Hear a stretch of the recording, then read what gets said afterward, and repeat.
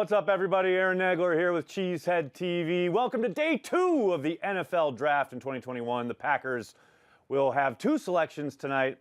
We've got to wait a while to get there, though. Thanks for joining me live on YouTube, Facebook, and Twitch. Packers fans worldwide, that's what we're all about. No Corey Banke tonight, although maybe he slips in here a little bit later in the evening. But he's busy running a company, dominating the world, as it were. So I am here in studio, joined by Patreon members from around the world. That's right, there they are. Look at the fine folks. We got Big B, we got Andy Herman, we got Oz out there in Colorado. Look at this, Cyril in Canada. Look, I think Amar is driving. Just keep your eyes on the road there. All I know is you got Packers headrests on your car. That's amazing. Anyway, so thank you. Like I said, thanks for joining me. Good to see everybody in YouTube on the YouTube chat. Saying hello to all the fine folks on YouTube and Facebook. Oh, yeah, we're already going. All in the trenches tonight. Drew Brooks, I think there's a good possibility we see somebody on either side of the line go. But, it's unpredictable. I wouldn't be surprised at pretty much anything along either line and or even a linebacker might slip in there tonight. But definitely, I think the lines will have to get bolstered. And I don't think there's any question that we'll be watching as the proceedings continue throughout the evening, as it were. Andy Herman, let me ask you something. I'll start off with you, Andy. Given that they took a corner at 29, are you of the opinion that this could be a day that sees a lot of movement from the Packers, given that they have so much ammo on day 3 to kind of at their disposal, or do you think they'll kind of let the draft fall to them and make these 2 picks? No, I think he's going to try to be aggressive. I think with 2 fourth-round picks and certainly ammunition in rounds 5 through 7, I wouldn't be surprised at all if they tried to move up either in the 2nd or the 3rd, or maybe even both, depending on how aggressive they were. But I think they could absolutely go up and try to get one of those guys, like you mentioned. If any of those tackles start to fall, maybe 5-10 picks before they pick, I think they could be very aggressive in trying to move up there. Get Kenny Clark some help. Also, Pappy's, Uncultured Barbarian, with a super chat right off the bat. We know we got to get Kenny Clark some help. Were you surprised, Andy, that Barmore didn't go yesterday? I mean, he was kind of the one name you heard that was maybe a first-round possibility along the defensive line. I wasn't super shocked. I guess the only reason I would have maybe been surprised is because the defensive line group there's not a ton of depth there at all. So I thought maybe one team would be aggressive in trying to get some help on the defensive line.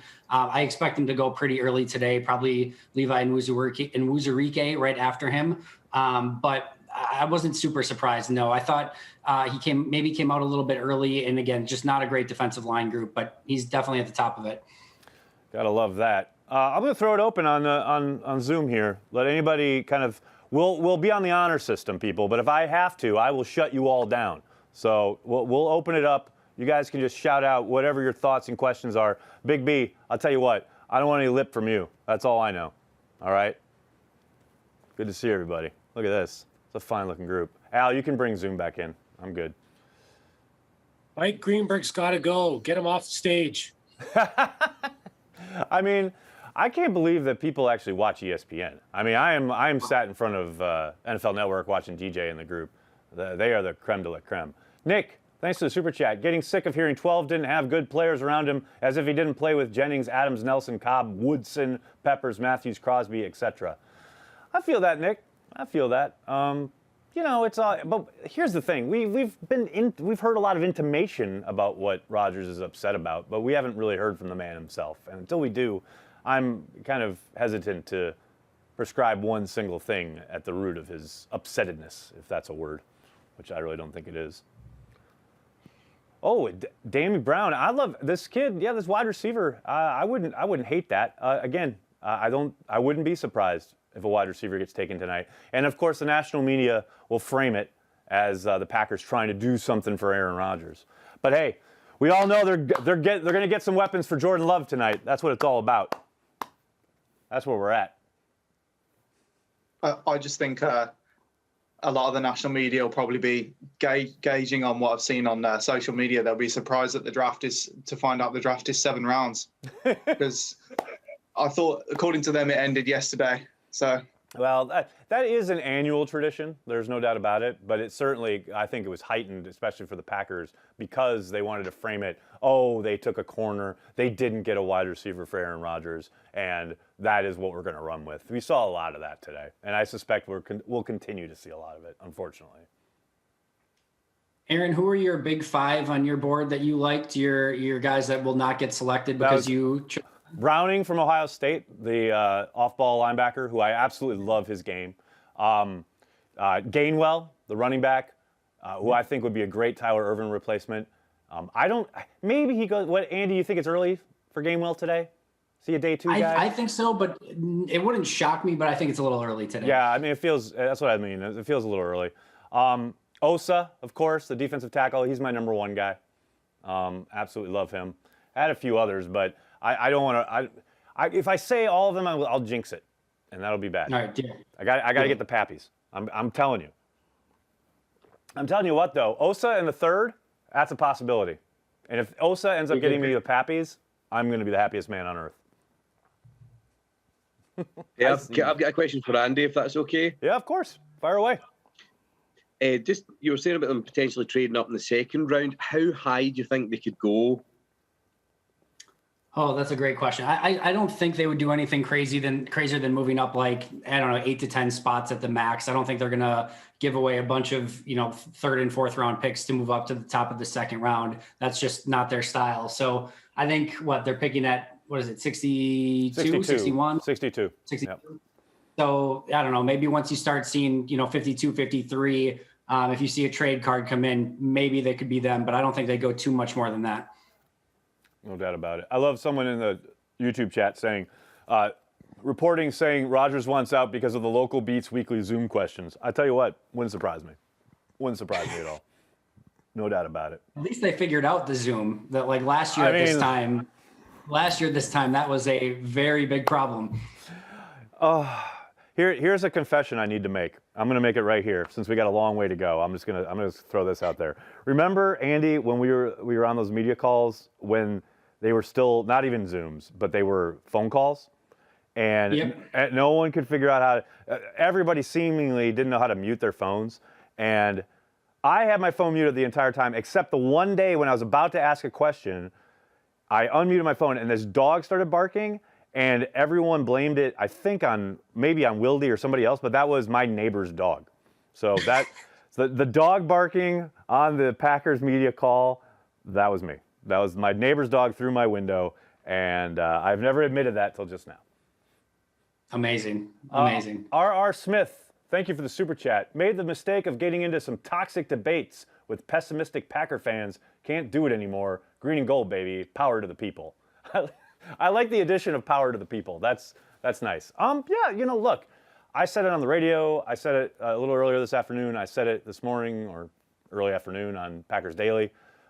People, I understand it's an emotional thing. We're fans. It's fandom. It's fanatic. That's the root of it, right?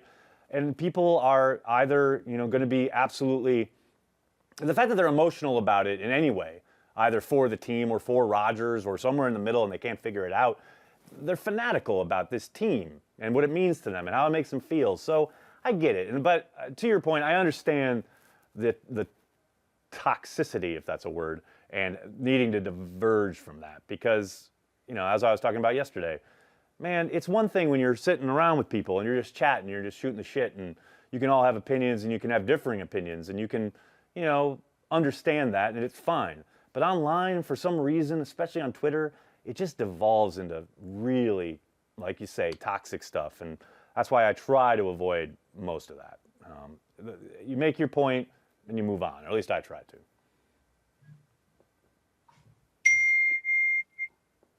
Oh boy, what was that? We got feedback.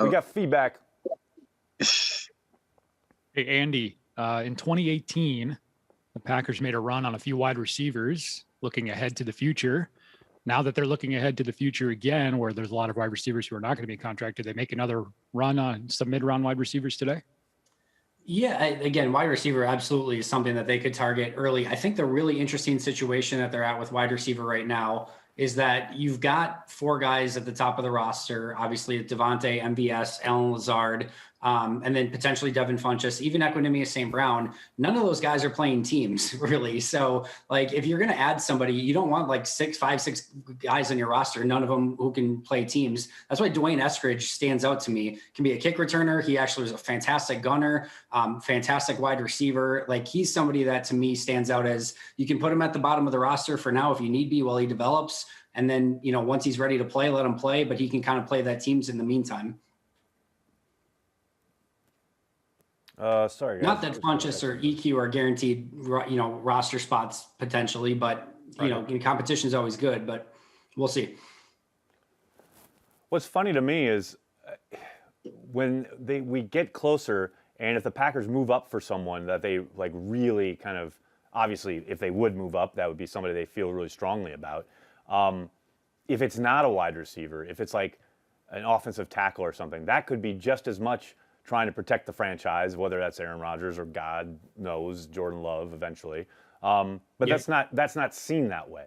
It's only if you take a skill position player, or more pointedly, a wide receiver, that it gets interpreted as, oh, we're helping the quarterback. Yeah, they took A.J. Dillon and Elton Jenkins in the second round in back-to-back years, and no credit to helping Aaron Rodgers with those two picks. Nope, that's not helping. That's not helping. Jace Sternberger, third-round pick, has to be a wide receiver. I mean, I get the Jace thing because he hasn't been able to stay on the field, but, he has the potential to really help that offense. And to your point, Elton Jenkins is one of the best picks probably in the last 5 years of any draft, and that has helped Aaron Rodgers stay upright. The kid didn't allow a freaking sack his entire rookie year. It's this idea that, there's no help for Rodgers, of course, is ludicrous. It's just how it gets framed, which is kind of funny to me. Yep. What else we got? Oh, Aaron, and yeah. I want to ask you guys about Stokes. Circle back to that. I think Andy mentioned it on his pack a day this morning.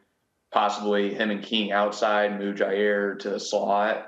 I like that because if you're going quarters, you think you want guys that can just run in a straight line really well, which seems to be what I was saying about Stokes, and we know that's the case with King. But I'm still scared of this pick because my first question when I hear about this super athlete that's available at the end of the first round is what the hell's wrong with him?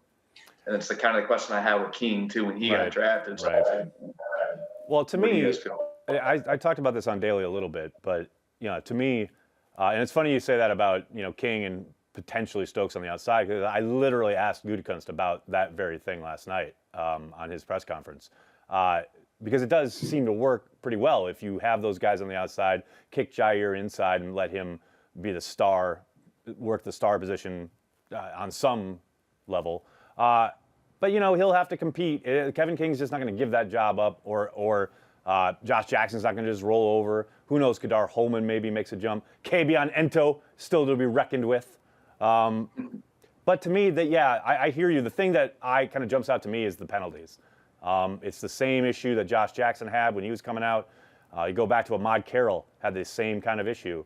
It's that, I don't know, I would call it strictly panic, but it's that suddenness at the top of a wide receiver's stem when he's making the move. The guy just has this instinct to grab. And there are plenty of examples of guys throughout the league who have had that problem, who have been had it coached right out of them. That does happen. It hasn't seemed to happen a lot with the Packers, though. Josh Jackson had that problem coming in. You saw last year in the Tampa game, he had the exact same problem 3 years later. So, and that's not to say that he hasn't gotten better. I think he has. But to me, when you look at Stokes, that's the biggest question mark for me. That's the biggest kind of red flag.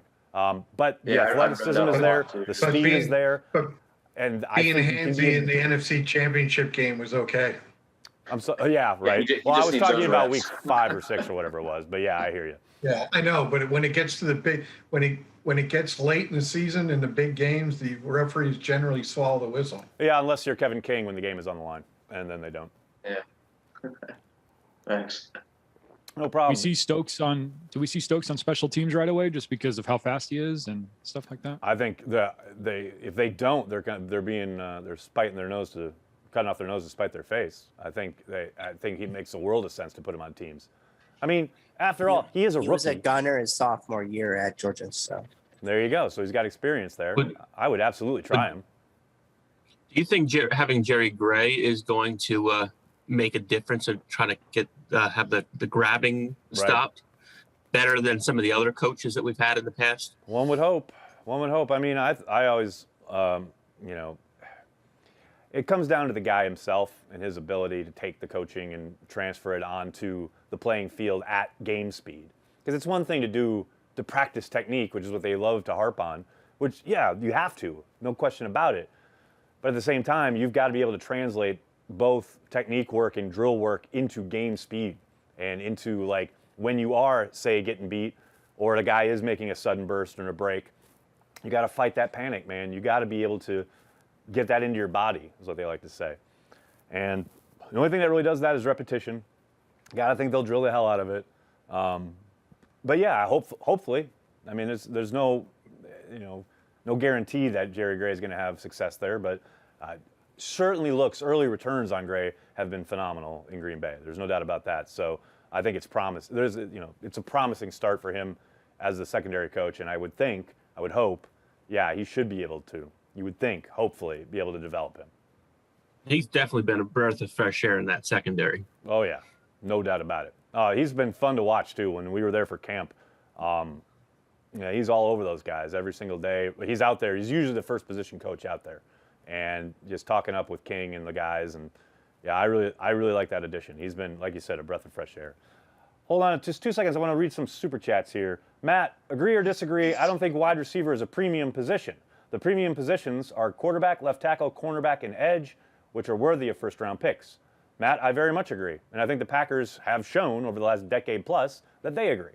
So yes, very much so. And Sean Gallagher, thank you for the super chat. With 17 games, do you see a desire from teams to have bigger squads and maybe a continuation of the practice squad IR rules? Very important for undrafted free agents. Yeah, Sean, it'll be interesting to see. We've obviously had this kind of mini drama with the NFLPA and the league about wanting the guys in the PA wanting to, you know, obviously stay away as long as possible. And they've done it under the guise of the COVID restrictions or the lack thereof of a real policy.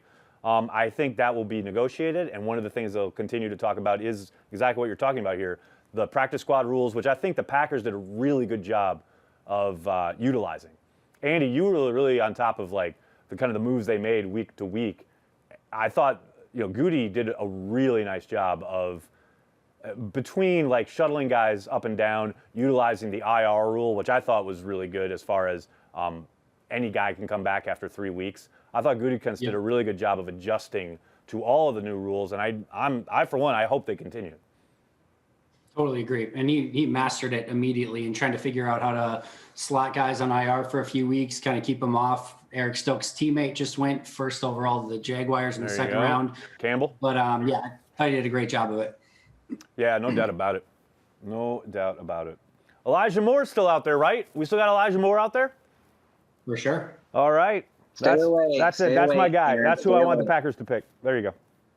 Stay away, Nagler. Stay away. Lock it up. Nope, lock it up. I just want to put in perspective. Let's think about all the wide receivers shorter than 5'10" who've had lengthy and successful careers in the NFL. I mean, think about, I think since Tyreek, I think really only just Steve Smith. I mean, we've had guys who are exciting, like, you know, or not just Packers, but, you know, in the league, like Trenton Holiday and whatnot. But, I mean, those guys just don't stick. Yeah, so think about the NFL today, though, too. It's a lot different than it was years ago, even the last 5 years. It is becoming more of a space game, but my thing is this. You get a guy like Rondale Moore. Elijah's a little bit more stocky. Yes, Rondale, please. Tutu Atwell, and they come across the slot against a trunk like a Dylan Moses or, you know, even Z. Like, that's decapitation. And then, I mean, even, you know, Randall, you know, he had his struggles, and he was, what, an inch and a half taller and had an extra 15 pounds. Well, that's the thing. You know, we see how that whenever anyone talks about the game has changed, that's true. It has. It's more of a space game. There's no doubt about it. But it's not like the athletes on defense have just stood still. You know, you've got these guys. You've got these insane athletes over there that are, hell, they've got defensive ends dropping into coverage now. Hell, we had Kenny Clark on the show last night. Kenny Clark's talking about playing in coverage, about slimming down. I'm serious. Go back and listen to it. So you know. No, I was there. I know. Like, I understand, like, it's still, but at the end of the day, it's still a physical game. And if you are of a certain stature, you got to be able to take the pounding, or else, yeah, you're not going to last very long. And history suggests that that just doesn't hold up. But you are right in the sense that if they can't touch you, they can't lay a finger on you, you're not going to get hurt. Right. I get The that. last Hall of Fame receiver that was around that stature would have been Marvin Harrison. He was like 5'10" and a half. What Even about that's a little Steve taller Lodgett? than him.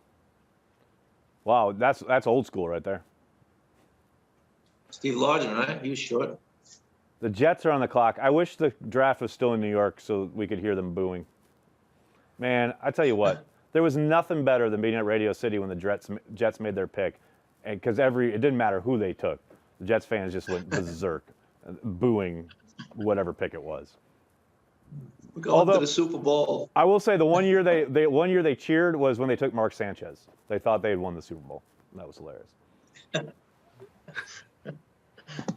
I was thinking earlier today about, like, I don't know why this only just occurred to me, but it was so good that there was no fans at the draft last year when the Packers took Love. Panning to that, like, cluster of fans, like, at wherever it would have been held. Ooh, that would have been rough. That's like the story Andrew Brandt tells about how when they made the Rodgers pick, you could literally hear fans in the atrium booing. Welcome to the NFL, kid. You gotta love it.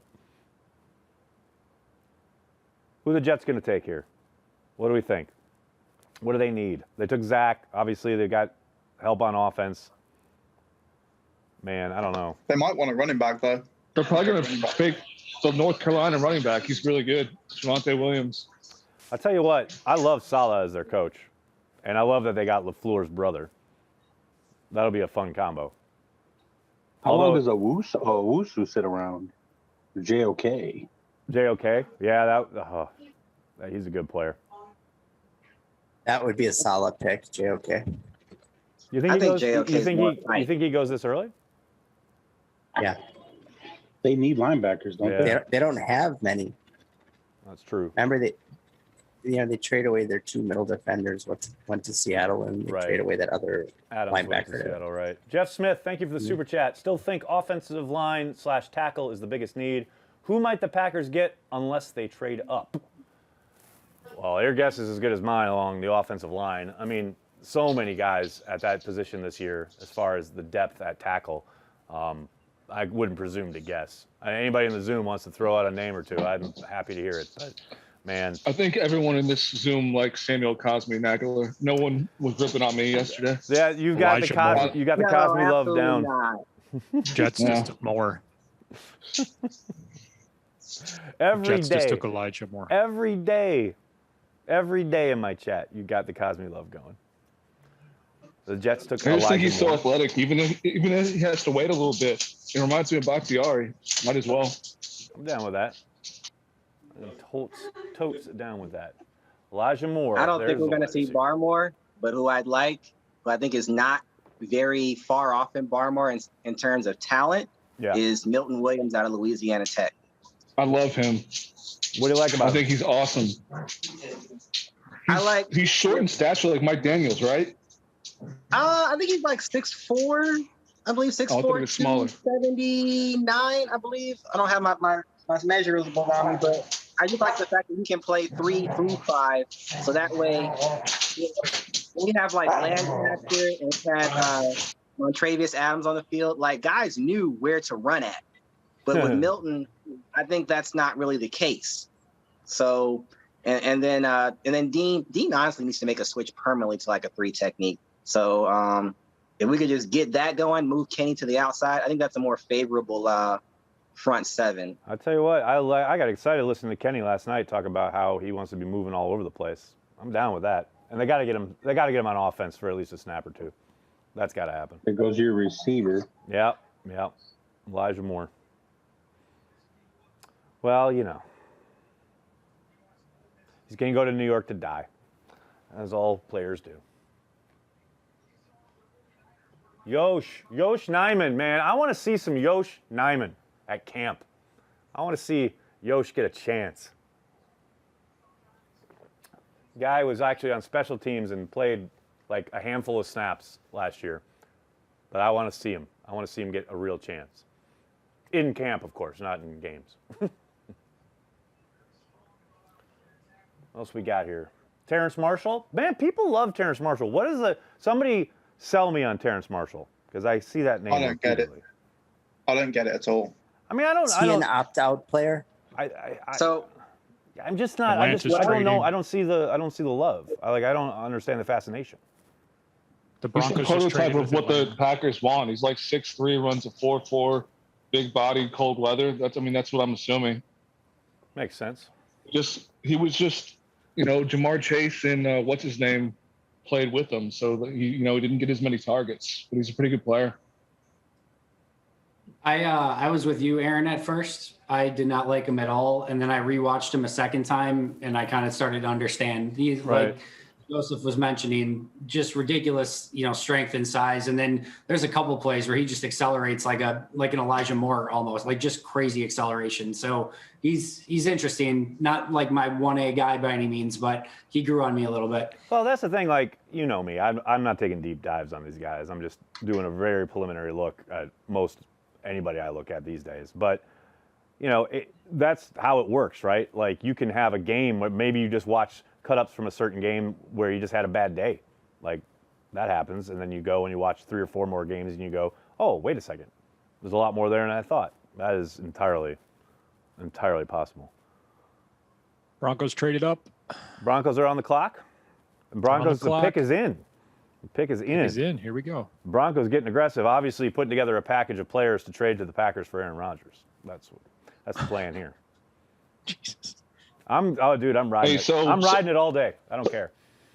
Hey, Nags, I might be late to this, but did you guys see that Mark Schlereth told Pat McAfee that Rodgers called him today? Oh, God, no. It's probably BS, but on my way home from work, I was watching it, and he said that after Rodgers heard the radio thing, he called him, and then all he said to Mark Schlereth was, I'll let you know, because Mark asked him he said, you want to get a bite to eat? The drama. I mean, this is the best. It's the best drama in the world. I heard he said something like Rodgers asked him who his source was regarding Denver. Like Rodgers was like, "Wait, I'm getting traded." That's what it was. That's what it was. And then he was Rodgers was like, "Wait, they're trading me? Is that real? Who's your source?" And Slayer said something like, "Hey, what have you heard?" Yeah, I don't know. I'll tell you when I'll let you know when I know or whatever. So Rodgers doesn't even know. He's like, I thought we were just playing games here, man. I thought we were just playing. Nobody games. wants to quote that Greg Jennings was the source. Probably. That wouldn't even surprise me. That would be great. Greg Jennings planning Jim stories. Floating around. With his turtleneck on. Yeah, no kidding. So Aaron, do we know Bakhtiari's in Kentucky, I'm guessing, for the Derby? Yep. Does that mean Aaron's there with him?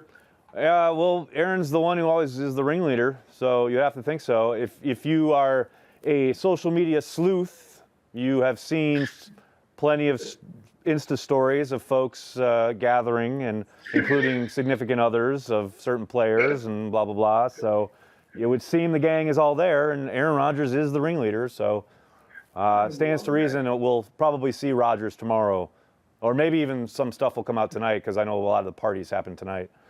So I stay tuned, but yeah, I would assume he's going to be there. Well, Is Yoko going to be with him? They're going to read into like what color clothes he's wearing. Oh Christ, God! Would that be like a team? And I don't. God, I can't. We can always do him a solid and send him to Cincinnati. Well, on I thought Twitter last night. Was it who was it? I think was it? Oh no, was it Spoon or was it Connor Orr in Sports Illustrated made a really good point that David Dunn, who is Rodgers' agent, was also the agent for Carson Palmer. And Carson Palmer famously basically sat out, said, no, I'm going to retire, and made life so miserable for the Bengals that they ended up letting him go and trading him.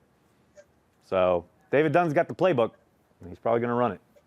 We'll see how steadfast the Packers are about not trading Rodgers. The thing with that for me, though, is like Rodgers has said for the last however many years how much he cares about his legacy. I mean, like, he would just be pissing that right out the window if he just pulled that. You know he doesn't care at this point. But look, it's the Favre thing all over again. Like, Favre always said, let me worry about my legacy. And I think Aaron is probably at a point where he's so frustrated that he's fine if he's the bad guy for a while. But ultimately, and I think I said this last night, ultimately, whatever transpires, even if he ends up going someplace and plays for a few more years, whatever, Packers fans, 10, 15 years from now, they're going to remember him throwing touchdowns in the Super Bowl. They're not going to remember his last couple years elsewhere. That's just human nature. We'll remember the good stuff. And that's especially if Jordan Love is winning 10, 13 games a year at the time. Well, that would make the sting a lot easier. There's no doubt about that. Yeah. Hey, Aaron, what do you think about as far as Love? Right. I would like to say that he wanted to draft his guy, to define his legacy. Right. So, what do you think the fan base, and more importantly, what do you think Mark Murphy would think if Love didn't pan out as well as we all hope he might? Would that put in the hot seat, or like? Yeah, is there a way to come back? Yeah, well, there's interesting time in there, right? Because, Gutekunst undoubtedly wants his guy. And Gutekunst is on a 5-year deal, and he's 3 years into it. He's going to be approaching extension time pretty soon, or a time when Murphy, you would think, would want to extend the guy if he is not going to go into a lame duck year as a GM. But I would guess, my guess would be that Rodgers is back for one more year.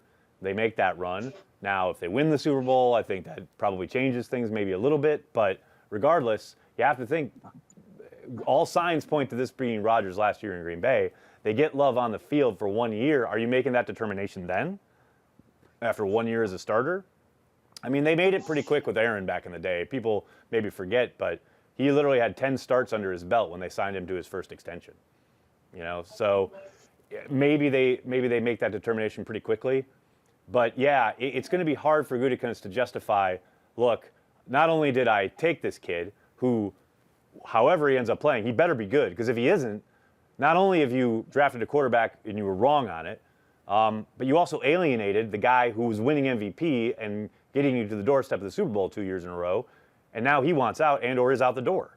So it's hard for me to think that Murphy's going to turn around and reward that. Now, all of that said, the prism you have to look at this through is there is one individual here in all of these proceedings on the management side who was there for the Favre stuff and is there now, and that's Mark Murphy. He's the one guy who went through all this at this level and seemingly didn't learn anything. I mean, he literally changed the entirety of the power structure. We heard all about the need for communication.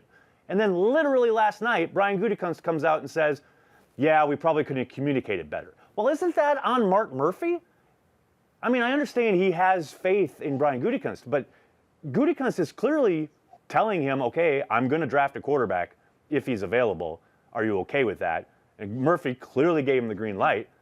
But isn't that incumbent upon Murphy then to say, look, if and when you do this, make sure Aaron knows. Make sure you're talking to Aaron about it. Instead, Aaron found out literally watching the draft at home alone. I mean, it's like Mark Murphy learned absolutely nothing. That, to me, is the one real kind of issue. And I think Mark's done a really good job the last 5 years. I really do. I think he has really put the franchise in a good position up until about 48 hours ago. But that's an indictment, I think, on Murphy, the fact that this has now happened twice on his watch. And I understand he came into it last time around, and he was kind of, thrown into the fire, so to speak. He had to go down to Mississippi, had to offer that $20 million deal to Brett, etc. I get all that, But you would think, coming out of that, you would have learned something about communicating, about being able to massage this situation a little bit better than they have. And I understand it's the Ron Wolf tree, and we're going to pick our players, and that's the way it is. That's fine. I get it. But now you have completely blown up PR-wise. Again. Like you've learned absolutely nothing. That, to me, is what's kind of mind-blowing about this whole thing. Well, I think Andy was right this morning when he was talking about it in his podcast that everybody really is to blame here. Like all the sides. There's blame everywhere, no doubt. No doubt. I agree there. But one thing I never understood is considering how A-Rod played this past year. Like, granted, leading up to the Love pick, you had 17 where Rodgers essentially missed the whole year with the collarbone. Right. And then he came back in 18 and 19. It really wasn't looking good. So you understood the Love pick. Well, if you were open to it, you know what I mean? I think a lot of fans weren't. Well, but you can understand it thinking from where he's at. Yeah. But if you're looking at it from but the second that Rodgers showed that, wait a minute, the light bulb just clicked. I'm changing the way I'm approaching the game now, and I'm kind of finding a new life. Why not just simply commit to him? Because at that point, why not just say, all right, we're going to let you ride for another few years, because clearly you have at least a few more years in the tank. If you just jump at the outset of the offseason and just to help the cap, number one, for this year, and also show Rodgers some love, then none of this would have happened anyway. I'm not so sure I agree with your police work there, but yes, I agree that Rodgers clearly approached the game differently this year. But now, how much of that is because he saw his heir apparent get drafted? The one thing about playing within the rhythm and playing within the structure magically just seemed to materialize after his replacement was drafted. Well, why did it take that? Why wasn't that there in 2019 when you had this new system after you got rid of the coach you were so desperate to get rid of? Also, I do want to say hello to the Grassi Posse raid in the YouTube comment section. Tom Grassi, you are a gentleman and a scholar. Thank you for the engagement. It's greatly appreciated, as always. Matt, thank you for the super chat. Murphy is supposedly supposed to be the mediator, so let's mediate. Try not to hate. Love your mate. Oh, I love the NXS line. That's pretty great. I mean, yeah, that was what I was talking about before. Murphy was supposed to, open up communication lines. Things have been too siloed. Remember that? And now we're back to, I guess things were pretty damn siloed still. I don't know. Drives me nuts. What's up, Tom Grassi? I think in terms good to see you, buddy. Of Rodgers. Sorry, go ahead. I think in terms of Rodgers, I think as far as the organization, they didn't step back and realize, like, okay, one, we got rid of Van Pelt, which Rodgers was unhappy about that. Oh, Two, yeah, he was. McCarthy, which elite NFL players around the league even said, like, there were times when the Packers lined up, they knew exactly what was coming. Like, it was like, oh, there's that play again, shut it down. So you had that going on. Right. Rodgers and McCarthy not beefing. Beefing and not gelling. And then, even with those down years, Rodgers' bad years are years that a third of the quarterbacks in the league wish they could get to. So I just felt like Gutekunst and just the organization didn't step back and say, wait a minute, this is still Aaron Rodgers. Like, let's bring in a new coach, some new, ideas, and let's just see what happens from there. And then maybe if it's still sucking, draft as heir apparent. Although I do understand that not this year, but next year is not the best year to draft a quarterback. But that's the case. I get all that, but the best time to look for a quarterback is when you don't need one. The closer you get to Aaron Rodgers going, the wheels are starting to come off, then all of a sudden you get desperate, and that's when you make bad moves. They literally spent a 4th-round pick to get Jordan Love, which is nothing. Look what the 49ers just gave up to find a quarterback. What the Bears have been through. The Bears moved up again yesterday to get their quarterback in the 1st round. It's like the Packers gave up a 4th-round pick to get Jordan Love. I don't buy that it had anything. I don't buy that it had anything to do with Aaron Rodgers' play. It's just a fundamental thing that they do in Green Bay. They look for quarterbacks before they need them. You know what I mean? It didn't I'm sure that was part of it, but it's a million puzzle pieces. It's not just one thing. They didn't look at Aaron Rodgers and be like, oh, I don't know if he's declining. I guess we got to pick a quarterback. Like, no, they're looking to the future. That's what they do. That's the way that they work. And I understand that 31 other teams are really impatient and want to maximize rookie contracts, but the Packers don't do that, and they don't want to. So that's the way it is. You know what I mean? And I'm sorry that Rodgers didn't see it coming, but dude, you went through it. You were the one. You know what I mean? Like, it's stupid to me. I just don't get it. I don't get the hype. And he to be fair, he did turn 37, not 27 this year. Thank you. Exactly. Well, that brings up the point with what you were It's not talking this about. crazy pick. That's, it's like the media wants to make it out this insane thing. And it makes all the sense in the world. To me, anyway. Was it Jay Glazer that said today that even Matt LaFleur didn't know that pick was coming? Yeah, I have issues with that. I don't buy I'm that. sure LaFleur knew. I don't buy that for a second. I think that's some massaging of the truth right there. Wait, Well, so the Bears and- traded up? The Bears just trade up or no? Yes. Yeah, we had 4 trades in a row or 3 trades in a row. Bears are on the wow. clock. Oh my God. New England is picked and the Bears are on the clock. Now I get to make fun of the Bears, hopefully.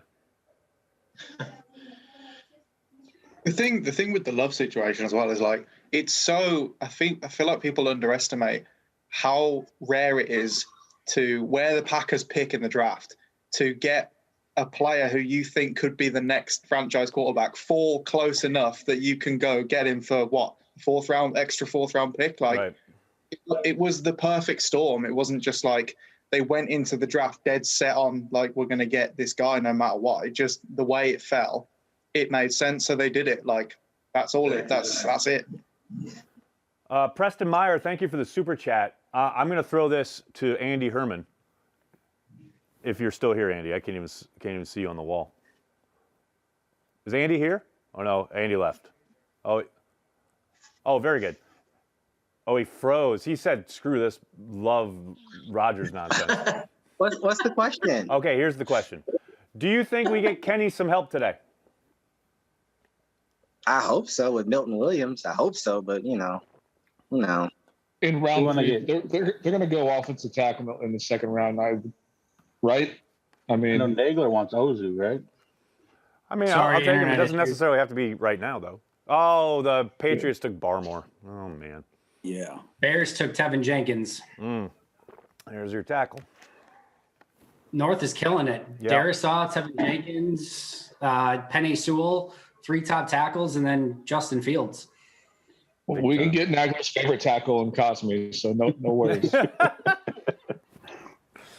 Andy and Nags, were you guys? What was like with the generalized notion of like spoiling picks with Twitter?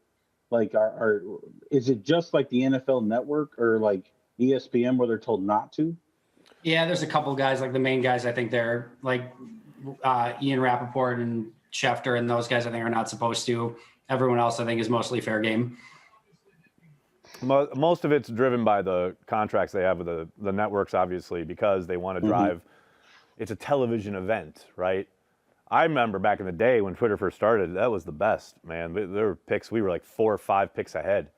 When I was at Bleacher Report, we would drive everything off Twitter, and we would just start talking about picks as soon as they made public. And the thing is there are plenty of reporters who have access to the wire, the actual wire that teams input the information into to send it into the league. And then so they see that and then they can tweet it out. That used to happen all the time, but now they've really tried to button that up because they do want to make it a television event. But man, I'm of the opinion once it's known, I want to know. I don't care about hearing Roger Goodell say it at the draft or whatever person's It's announcing. just the name, right? So. Yep. I just want to know who it is. All I want to know is why NFL Network is behind ABC and ESPN. I mean, it's your event. Like, they should be on like a 10-second delay because the ESPN broadcast is crap, and ABC sports isn't really their thing. So nope, I don't understand. Well, because it is ESPN has the main contract. Funnily enough, that's what's kind of crazy about it. I love the college game day crew, but not for the draft. Yeah, no, exactly. Yeah, me too. But that's what drives so much interest, right? Is the fact that you've got this conflux, this meeting of NFL fans and college fans, and you're watching guys that you've seen every Saturday. Now they're going to play Sunday. Where do they fit? Blah blah blah. I get why they want to shoehorn college analysts into the thing. Like, makes sense. Man, the Bears are actually having a good draft. I don't like it. I don't like it. I was just going to ask you about that, whether I don't- Tevin Jenkins and Justin Fields made you feel bad. They still suck, but yeah, they're having. I don't hate those picks. Y'all ready to see Fields versus Love week 1? Oh, Tyler. Too soon. Why? That would Why? be hilarious. What the hell? Whoa, whose TV is going ham in my ear here? Oh my goodness. Nags, if we're not going to change the subject, I might as well ask the question. Oh God, here we go. And so we've learned on Matt LaFleur's offense. I mean, that's the beauty of that offense. The quarterback doesn't have to be 12. Like it helps. Is there a chance like we could get our hands on like a mid-range player, like top 50, 15 to 20, in our quarterback rating with the team we have? Because I look at the team we have. You mean could they win with Love? No, not with Love. Maybe someone else. Love needs time. Everyone needs time. Right, but who else is going to play?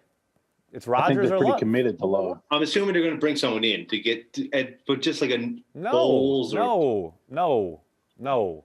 If Rodgers isn't quarterback, Love is quarterback. They're not going to bring in some journeyman or some draft pick. Love, they picked Love. He's gonna play. Like he is in line. Boyle. I got 3 years invested in Brett Hundley, 2 years invested in Callahan. Did you not hear what I was about to say? I wanted to know my Amazing worst case pull. scenario. Amazing pull. Hey, I would take Joe back right now. Wait, you would take who back? No, just joke. I was like, I'll take Callahan back right now. Man, remember Callahan in preseason? That dude looked like mini Favre. He was so fun to watch. He had one play in a preseason game that was vintage Favre. It was amazing. One of those where he slipped out the back, kind of peeled out, and then just found some dude 40, 50 yards downfield, throws laser for a big play. Man, he was fun. He was fun. Was that the San Francisco game? No. It was a preseason game. Yeah, but it was preseason in San Francisco, wasn't it? The one I'm thinking of was in Lambeau, but maybe. I don't know. Okay. But he was amazing. He was so fun to watch. He was a ball. I remember when Hundley was the quarterback for a little bit, and like people were like legitimately upset / concerned that he used to chew gum during the game. That was a fun time. Remember that? Remember that? How can you chew gum and play quarterback at the same time? Oh my God. I mean, it's bad enough that his play on the field was enough to talk about. We didn't need to go into the gum chewing. No doubt about it. Joey, what the hell, man? What in the entire hell? I can't hear you, Joey. You're muted, buddy. Can't hear a word you're saying. Yo, what's up? Yo, Joey. Yeah. How was it last night? Like, you're the star of the show. Like, every Packer player knew exactly who you were. Like, did you have agents calling you today? Like, well, what's life been like for the last 24 hours? Yeah, I've definitely had some people reaching out to me. Want to keep the sources private, though. But, yeah, I was more nervous almost to ask Demossi a question. I didn't know if he'd remember something from 2008, but, you know. But Bakhtiari was awesome. Well, you're well known now. Now you got a rep you got to live up to. So yeah, Banky was pushing my name out quite a bit, but then whenever the players left, he was crapping on my hats choices or whatever. So. Oh my God. I'm just hoping I can write for Joey once he reaches 18, and we're like legal Packer fans or takes over. Whatever he wants. Yeah, whatever that is. That is going to happen. Wait, sir, you have a fire? There's a fire. You have a fire next to you. I don't know. Look to your left. You have fire. I'm just trying to keep you safe. When Joey turns 21, we got to take him to the kettle. That's what I'm talking about. I almost wore my kettle shirt tonight. Hey, Andy, what do you think about Richie Grant before Trevor Mayrig? Yeah, I wasn't a huge Trayvon Merritt guy. Definitely reminded me a little bit of Justin Simmons, but I don't know. He didn't have the same level of intensity to me that I think some of the other players did. Richie Grant was my favorite safety in the class. Javon Holland obviously went before. I probably would have went Grant, then Merrick, then Holland, but doesn't shock me that Grant went before him. I know a lot of people really liked Merrick. I just wasn't one of them. Wait, so we could. Wait, okay, I see. Wait. Andy, how did you feel about Oregon's secondary in general? They were completely off my board. I just felt like they weren't really athletes like that, you know. And normally, you know, I like to say the production matters, but I just felt like all of those guys would struggle in the NFL. Yeah, I think they're all, besides Holland, obviously, I think they're all late round guys, right? Lenore, Thomas Graham. I think those are probably mid to late day 3 guys. You know, probably could have some special teams value, you know, solid cover guys, but I don't think there's anything dynamic or spectacular about them. Wait, is Quinn Minor still out there? Is he still a possibility? Oh yeah. Oh, see, now that's destiny. He's destiny. That's your PR repair right there. Yep. Go grab Quinn Miners. Go grab 62. Go grab the Wisconsin product. Kid. Yep. I think it's a good chance he's there around that period. Oh, no question. Be right around where he gets taken. What better way to make your quarterback happy than get him to center? Which is why they won't do it. No, it's not a sexy pick, but if Wyatt Davis is there and you know the what's left is just decapitated, as at that right guard spot, I can live with it. Man, you got this thing about decapitation. You gotta ease back. I'm sorry. Let's make that the word this week. Let's make it the word. I know the word. Well, it's funny. Is Carol here? Carol's not here. I haven't seen Carol, but she gave me the word nemesis, and I forgot to use it all week, so I apologize for that. Aaron Rodgers' nemesis is Brian Gutekunst. There you go. Hi, I'm here. Hi, Carol. Hi. I just used the word. I heard. Thanks. All right. Very good. It took a while, but I got there eventually. There goes Carol's iPhone.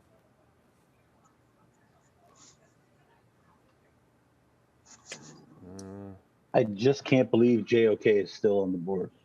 Seems really crazy. I think he's all height. Well, not so much height, but I think he's more traits. He's exactly what the NFL wants to see in a linebacker right now. They're what he wants to see. He's not a complete product yet. Like if it came to town between JOK, Barnes, and Martin, I'm still lining up Barnes and Martin and hoping maybe mid-season he takes the starting role. But I think he's more of like a splash play kind of guy versus like that's like the complete inside linebacker. Listen, if JOK coming from his hometown. If JOK doesn't play a down of base defense his entire life, you're totally fine. If Raven Green can play as many snaps as they want him to as a nickel linebacker, you just fit JOK into passing downs only as a nickel safety linebacker prospect or player, and then you put him on special teams. If he doesn't play a down of base his entire life, which I think he can, but even if he doesn't, there's an insane amount of value in that type of player. Especially in the second, third round. Yeah, oh yeah, for sure. I think if he can't play base, that's a third round value. I'm sure he'll go at some point today. Yeah, but base is nickel. Nickel is base. It's 2021. Yeah. I mean, we say that star slot role is like super important. Exactly. Man, free your mind from base defense. This ain't 1952. How many offenses are rolling with 3 wide receivers? You need that third wide receiver covered. No question about it. See, and I like the Lions draft. You know, what the hell, man? This ain't right. This ain't how it's supposed to go. Who'd they take? It's really not great. Andy. It's not. No, I mean, it's not great that they're doing so well. I know. They've had a good offseason in general. I'm not, except for the shipping Stafford out, but that kind of, They replaced him with Tim Boyle. They're it's fine. their resource. Dude, And they got Jamal. I'm telling you, Jamal. you watch. Tim Boyle's going to beat out Goff. Just wait. Yep. I can't wait. I can't wait for it to happen. I can't wait for the headlines out of Lions camp. Packers are going to trade away Rodgers, and by the end of that season, it's going to be Boyle, Rodgers, Jordan Love, and Taysom Hill all starting across the NFL. Oh, my God. It'll be amazing. Wait, Eric has a question, I guess. Eric has his hand up, I believe. Eric, you out there? Are you there? Oh, there he is. Yeah, I was just wondering, I kind of put it in the chat, but what are the rules? I don't. The rules are raise your hand like you did, unlike all these other heathens, and pretty much ask whatever you want. and hang out and drink beer and talk football. Yeah, I do like beer and football. Cool. Welcome. Thank you. What do we think about a late round kicker punter pick? Oh, no. We got some contracts coming up. No. It's happening. No. Banky wants that. Jeez. Can you imagine how good that would be for the super chats? I'll tell you what, yeah, it would be profitable for Cheesehead TV. So, yeah, let's do it. I'd be all in on that. Holy cow. Yeah, we get the What's funny is that incentive here. Banky's supposed to be here later. So, if we get a Mike Sherman move and they trade up in the 3rd round for a punter, we'll actually see an explosion outside of Lambeau Field. That'd be amazing. Nags, you got to have a T-shirt done for the store for Banky, just specifically for 6th round punter. Bum bum bum. Yeah, I don't. Just draft a punter. Can't you just slide it in there somewhere? Have Brent do it. And Yeah, just have him just not tell Banky. You mean? Yeah, I'll do that. Yeah. That'll be good. I'm still waiting for my 300 movie pregame like hype video. Oh my gosh, that'd be so good. I'd be down for that. Totally down for it. Jordan, How about the Jordan Stewart, thanks for the super chat. Anyone else see Michael Robinson take after 12 on NFL Network? Hadn't heard anyone nationally cut through the not enough has been done for 12 stuff. Was fun. Thanks again for the watch party. You're welcome, Jordan. No, I didn't see it. Robinson has had not beef with 12, but he's been very publicly anti-12 in almost all of his analysis since he's been on the network. So I'm not surprised. But yeah, you're right. There are precious few nationally who like to go that route. I will say, I know Greg Rosenthal at NFL.com has been steadfast in his repeated pointing out of how much the Packers have actually done for Aaron Rodgers. And I definitely appreciate someone who actually knows what the hell is going on. Riley, thank you for the super chat. Honestly, I want to see the Packers without Rodgers so everyone can't, so the Packers only have, say the Packers only have Rodgers. I hear that, but he's the MVP. He's really fucking good. I don't want really good players leaving. I want really good players on the Packers winning football games. And Rodgers is really good, one of the best. So I feel that. I understand it, the kind of guttural kind of nature of it. But yeah, no, I'd prefer the reigning MVP stick around for at least one more year. 70s and 80s. Rick has his hand up. Is Rick actually polite and raising? Look at. Oh, Ann has a question. Ann has a question. It's me tonight. Hi, Ann. Hey, there seem to be a lot of trades going on right now in the 2nd round. Is Right. this typical, or do you think it's just the nature of what's available this year? Well, I don't. It's hard to say typical or not, but yeah, there's a lot of movement. Usually on day 2 because it's where you build. You get the guts of your draft, right? These are the premium rounds.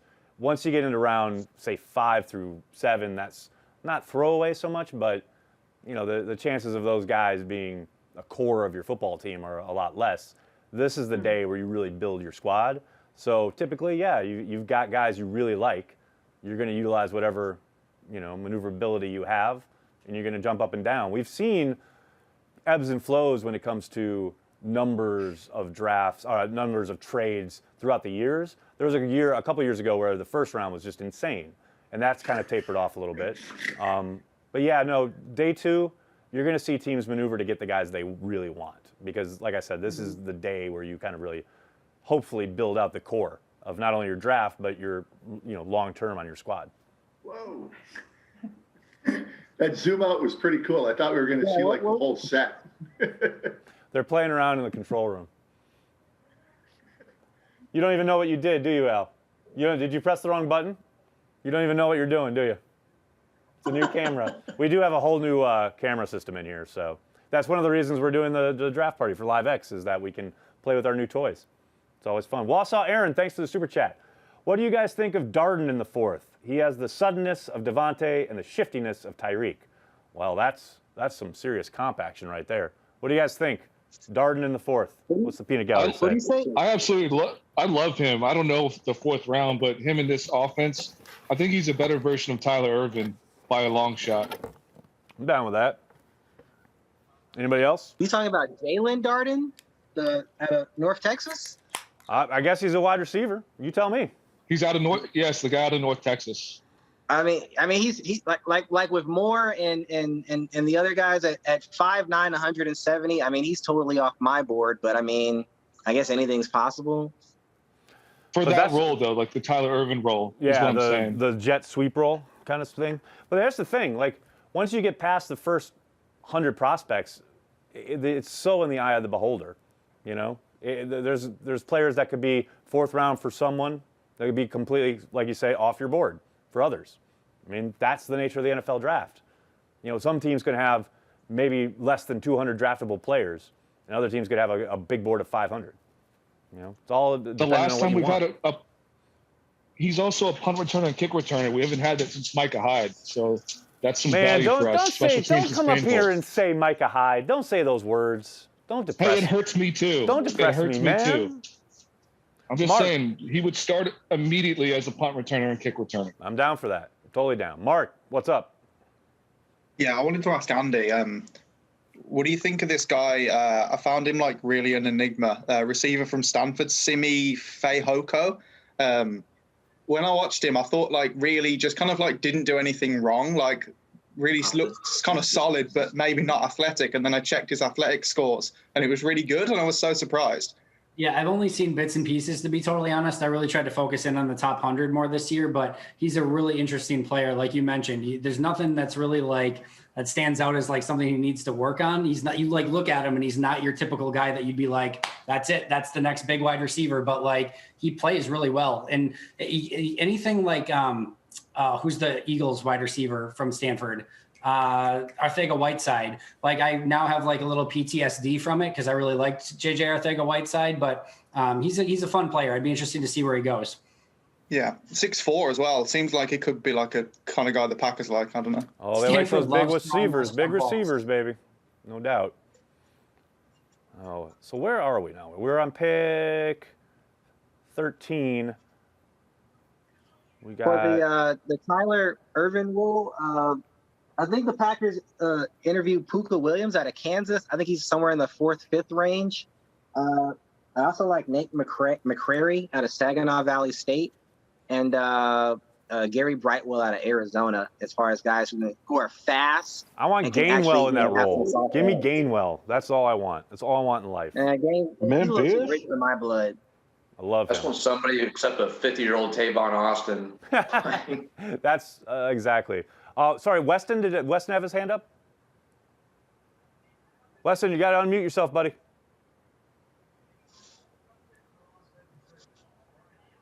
Weston, you there? I see you. Can't hear you, buddy. Uh-oh. Well, there he is. Hey, it's Weston. What's up, man? Hey, I'm doing good. Just at the Derby room. Sorry, watching horse betting and all that stuff. So let's get outside to get some fresh air. There you go. So I can talk to you. Oh, there you Hey, go. if you see Rodgers, you said you're at the Derby. If you're at the Derby, if you see Rodgers, can you talk to him for California. SoCal Packers. Make sure you record that. Yeah, right. Make sure you get it on record. I need more Tim Backus. What's Tim Backus thinking? Well, my toddler was just in here yelling, "Go Pack, go!" So Awesome. There you go. That's content. Yeah, still the values right there. Yeah. So what am I thinking? I am slowly but surely getting caught up on what has been happening. I'm not going to pretend like I know what the hell is going on, but I'm here, I'm ready. He's ready to see who the Packers pick. That's all he wants, and to drink good beer. Nothing wrong with that. Yes, I currently am drinking a great Hefeweizen from 1840 Brewing Company here in Milwaukee. Highly recommended. There you go.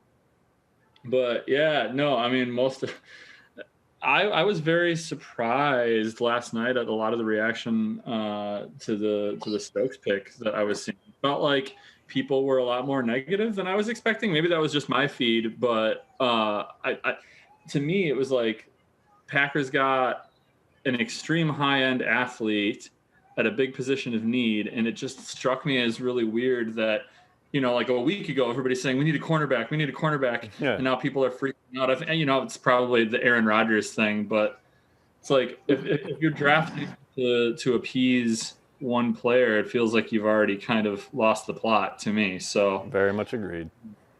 Very much agreed. So and then we go ahead.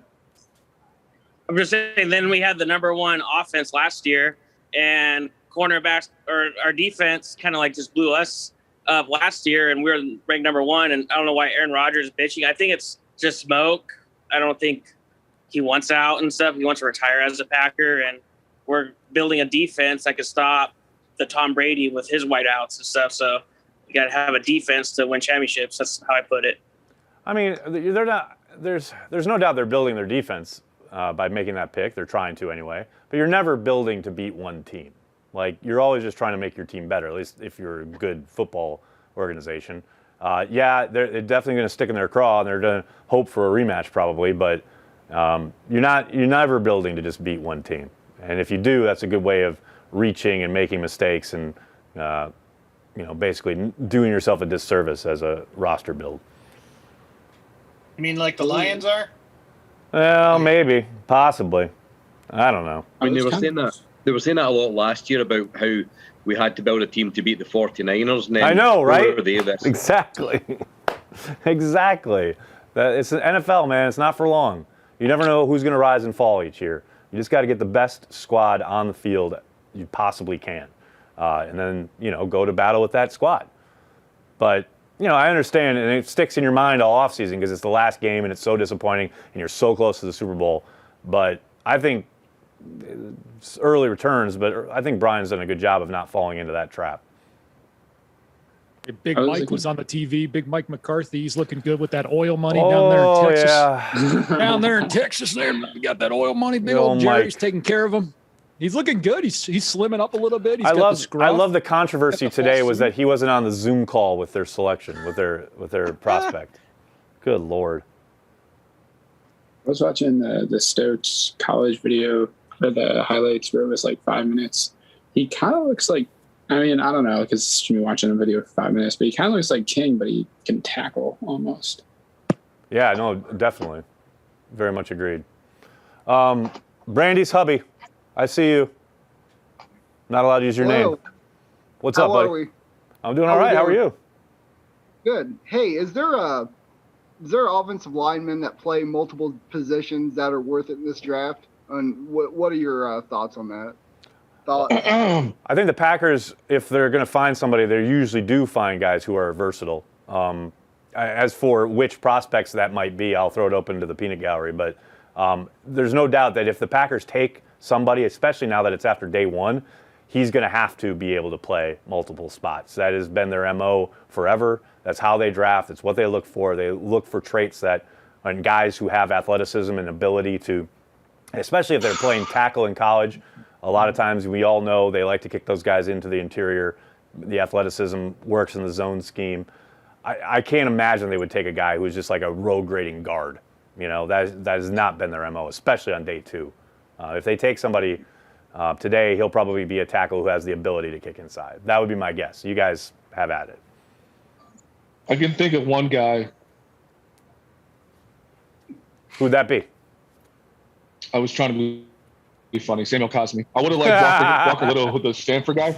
Walker Little just got drafted, and that sucks. He hasn't played in 2 years. But, I mean, originally he was like a top 5 prospect. That would have been – if we would have taken him over Cosme, even though I obviously want Cosme, I would have been ecstatic. Right. I mean, it's really slim pickings now at the tackle unless you take Brady Christensen from BYU. I think it's BYU, but, they're all like 29 years old to 45 years old when they get drafted. Being sarcastic, he's 25. And Right. He's awesome too, but we're not going to draft someone that old. So yeah, they typically haven't, especially early. Dylan Radines would be somebody from North Dakota State, potential tackle, could kick inside, may even be able to play center. He's classic Packers. We're seeing a bit of a run too. I think Eichenberg went, Jenkins, now Right. Little. Right. Well, Yeah, and you knew this tackle class, because of the depth and because of the talent, there were going to be a lot on day one and early day two. That was, I think pretty expected. Oh, I don't know. Duns is also I don't know who this woman is getting attacked by her dog, but it's adorable. Hi, ma'am. Sorry, I don't know your name, but hello. Thanks for joining us. But you got to unmute yourself. You're muted. I can't hear you. Oh, but anyway. Hi. Oh boy, battle of technology here. Oh no, I've upset the delicate balance. Where'd she go? I think she just turned herself off. Oh no. You know, try and say hi. You try to be nice. You see what you did? Oh, there she is. You got me Hey. Welcome back. Guys. Hi from West Bend. Hi, what's your name? I don't even know. Julie. I'm sorry, you broke up. What was it? Calling in from what? Julie. Hi, Julie. Julie. Julie. Hi, Julie. How are you? Doing pretty good. Watching you guys, having a good time. Very good. Thanks for joining us. Your dog is adorable. Thank you. That's only one of 6. One of 6? Holy cow. Yep. Amazing. All right. Bagler won't even get one. Nope. He could give one talk. Can't even take care of myself. Nope. No dogs. Not in my home. Okay. Hey, Tyler, are you there, buddy? Are you there right now? Can I hear you? Yes, sir. Yes, sir. Tyler, are you there? Yes, sir. Hey, can you kind of direct traffic for a minute? I got to go run and do something real quick. Sounds good. Thanks, buddy. I'll be right back, everyone. I gotta kill my. All right, Hey, who do you Tyler. think? Yeah, what's going on, guys? What's the next show for After Dark? Oh, Packers After Dark. We're after the draft. We're going to talk to some people over at Game On Wisconsin. They've been doing some good stuff for a little bit, so we have a couple interviews with them. And then when we get into training camp, that's when things get really exciting because we'll be hanging out there a little bit, actually on site at training camp, and we're going to do a fun episode about the summer of Favre. So that should be fun. We'll be talking about that whole history and some of the winding things and just learning from the people who were there reporting it. So that should be exciting. I don't know if any of you have ever seen the movie that they made. What's that movie called again? Last Day at Lambeau, right, Joey? Yeah. Yep. Yeah. Last Day at Lambeau. It's on Vimeo. I think you can find it on the internet somewhere, but a lot of the people that were on there, we're going to try and pull in for a fun episode and just kind of do like a little anniversary reunion. Although it's, kind of sadly become a little apt for this summer. So we'll see what happens. Maybe we'll talk about the summer of Rodgers too, but let's get back to the draft here. Do you guys think we're going to trade at all? A lot of trades going on today. What do y'all think? I don't think we need to trade at all. Well, Pittsburgh's going to take a tackle. So if we're going to take one in the second round, we'd have to trade to Indy. I mean, that's if we're taking a tackle. I mean, they need guards. Maybe we'd be okay. They need the entire offensive line. Yeah, there's been a run at tackles here. So if they want one, they better hurry up and do something. I think this is a Ted Thompson draft, or just a Ted Thompson offseason in general. We signed all our own guys, and what used to piss me off about Ted is we need to add competition. But that's exactly what we need. If we just need one playmaker, one upgrade somewhere, maybe one or two, and that'll kind of put us over the edge because we made it to the championship game twice. We just need an extra 2 or 3 plays from one guy from somewhere, whether it's punter or wherever, long snapper, but we just need one more guy to put us over the hump. And we need as many darts on the board as we can get. I hear that, man. Oh, and there goes Nagler's favorite player, Asante Samuel. Chargers just took him. So sorry, Nagler. You shouldn't have left. That was a good pick. Saying is he wants us to trade up for a punter or a long snapper in the second round. That's what I'm hearing anyway. That's all we got. That's the only hope we have left. The draft is over at this point. Our favorite players are gone. It's it. Packers are screwed. Terrace Marshall looks like he's coming to us at 62nd. I kind of like it. I mean, I'm not a fan of anybody really right now at day 2, but if he's still there, that's very Devontae Adams, Jordy Nelson kind of a pick. I agree. I knew nothing about him in the beginning, and then I saw all the mocks like Mel Kiper and Todd, and they were he was in their top 30. And then you look at it, he was behind Justin Jefferson and Jamar Chase, and then it kind of makes sense. And he's literally the build. He's a prototype of a Packers receiver. So if we do it, I'd be happy. Second round has been a mixed bag for the Packers recently. I mean, the only one I can think of since Devontae, off the top of my head, and correct me if I'm wrong, the only one I can think of since Devontae who's really been a hit is Elton Jenkins. Obviously too early to say on A.J. Dillon, but I mean, you had Josh Jackson, who's he's going to be gone sooner than later. Josh Jones, who flamed out. Who else did we have in there? Second round, Mike Neal, he was a second round pick, right? The only second rounders that I think about is that every receiver we have is a second rounder, and they're all good. Right. Every single one. Every single one. So Kevin King was a second rounder technically, right? he counts as a first, but yeah, he's a second rounder. I He was wonder like how what much of that pick number is 35? The Packers' ability to develop like wide receivers and offensive linemen, as opposed to like them finding guys. I wonder how much of that is their system for developing people. I think it's a combination, right? I mean, you've got to find the guys, the clay to mold, but they've certainly shown. And it's interesting because you talk about the Packers' ability to find and then develop offensive linemen.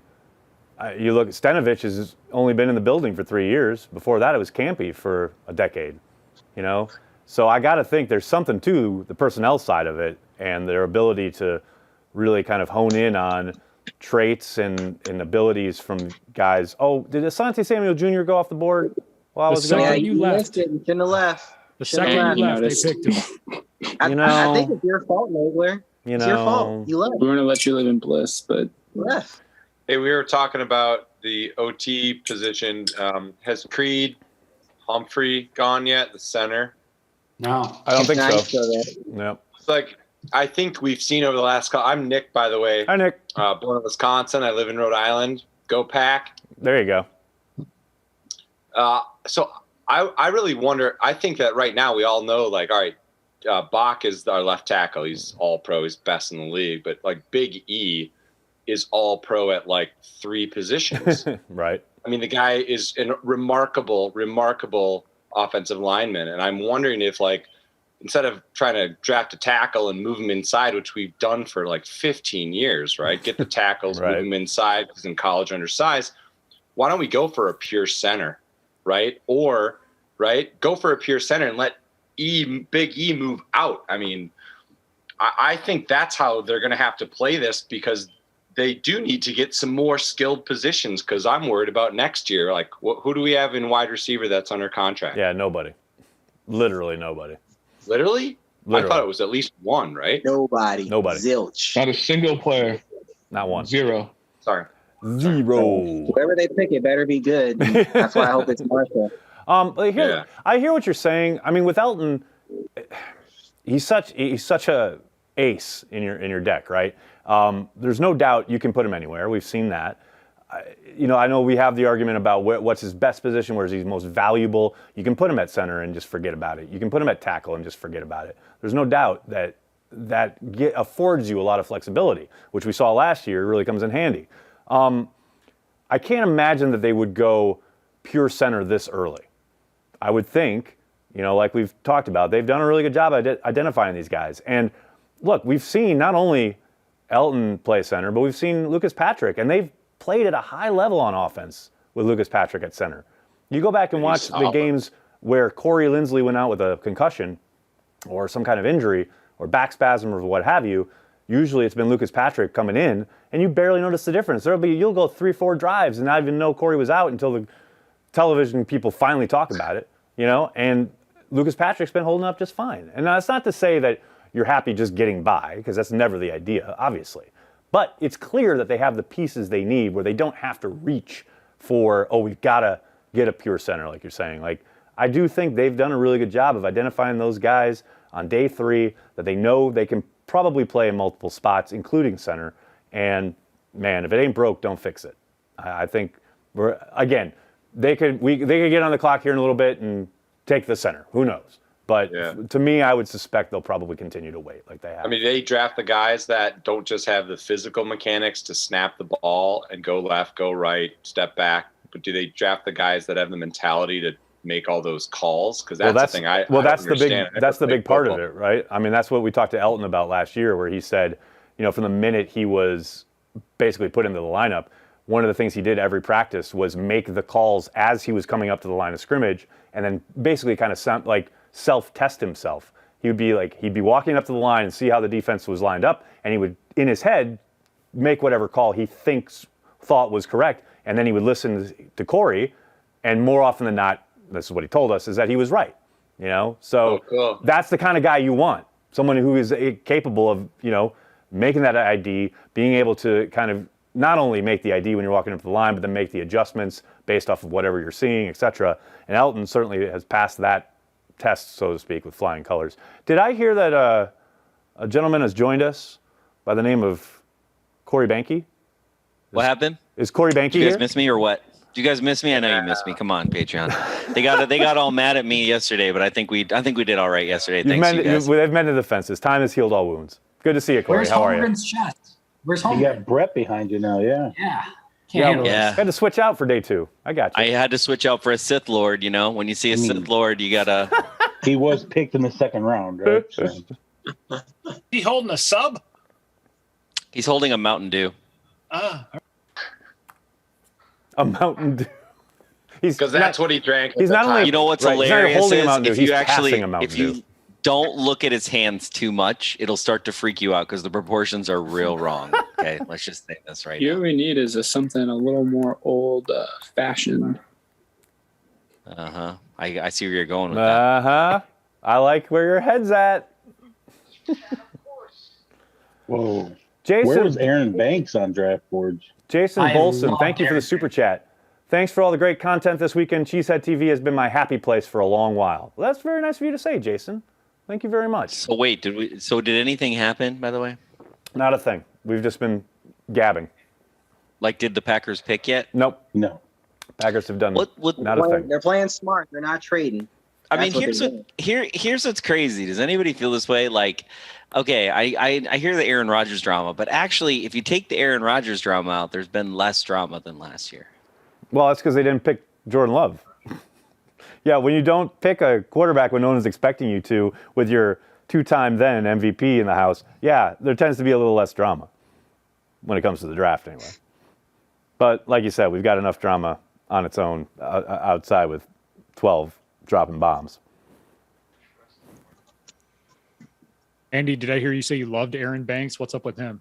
Yeah, I freaking love him. He's a little bit more of a wide-bodied guard from Notre Dame and strictly just a guard, so probably not somebody that the Packers are going to be, and might only be like a right guard only, but he is insanely fun. You just don't see him get beat very often. Always under control, always under balance. He's a really good, and he fits perfect for San Francisco. He'll play there a freaking decade. Great. Love that for them. Great. Awesome. Sweet. I got to do run, better. guys. Well, now that Corey's here, Corey and I had a falling out, so I'm just kidding. But I got to run. Thanks for having me.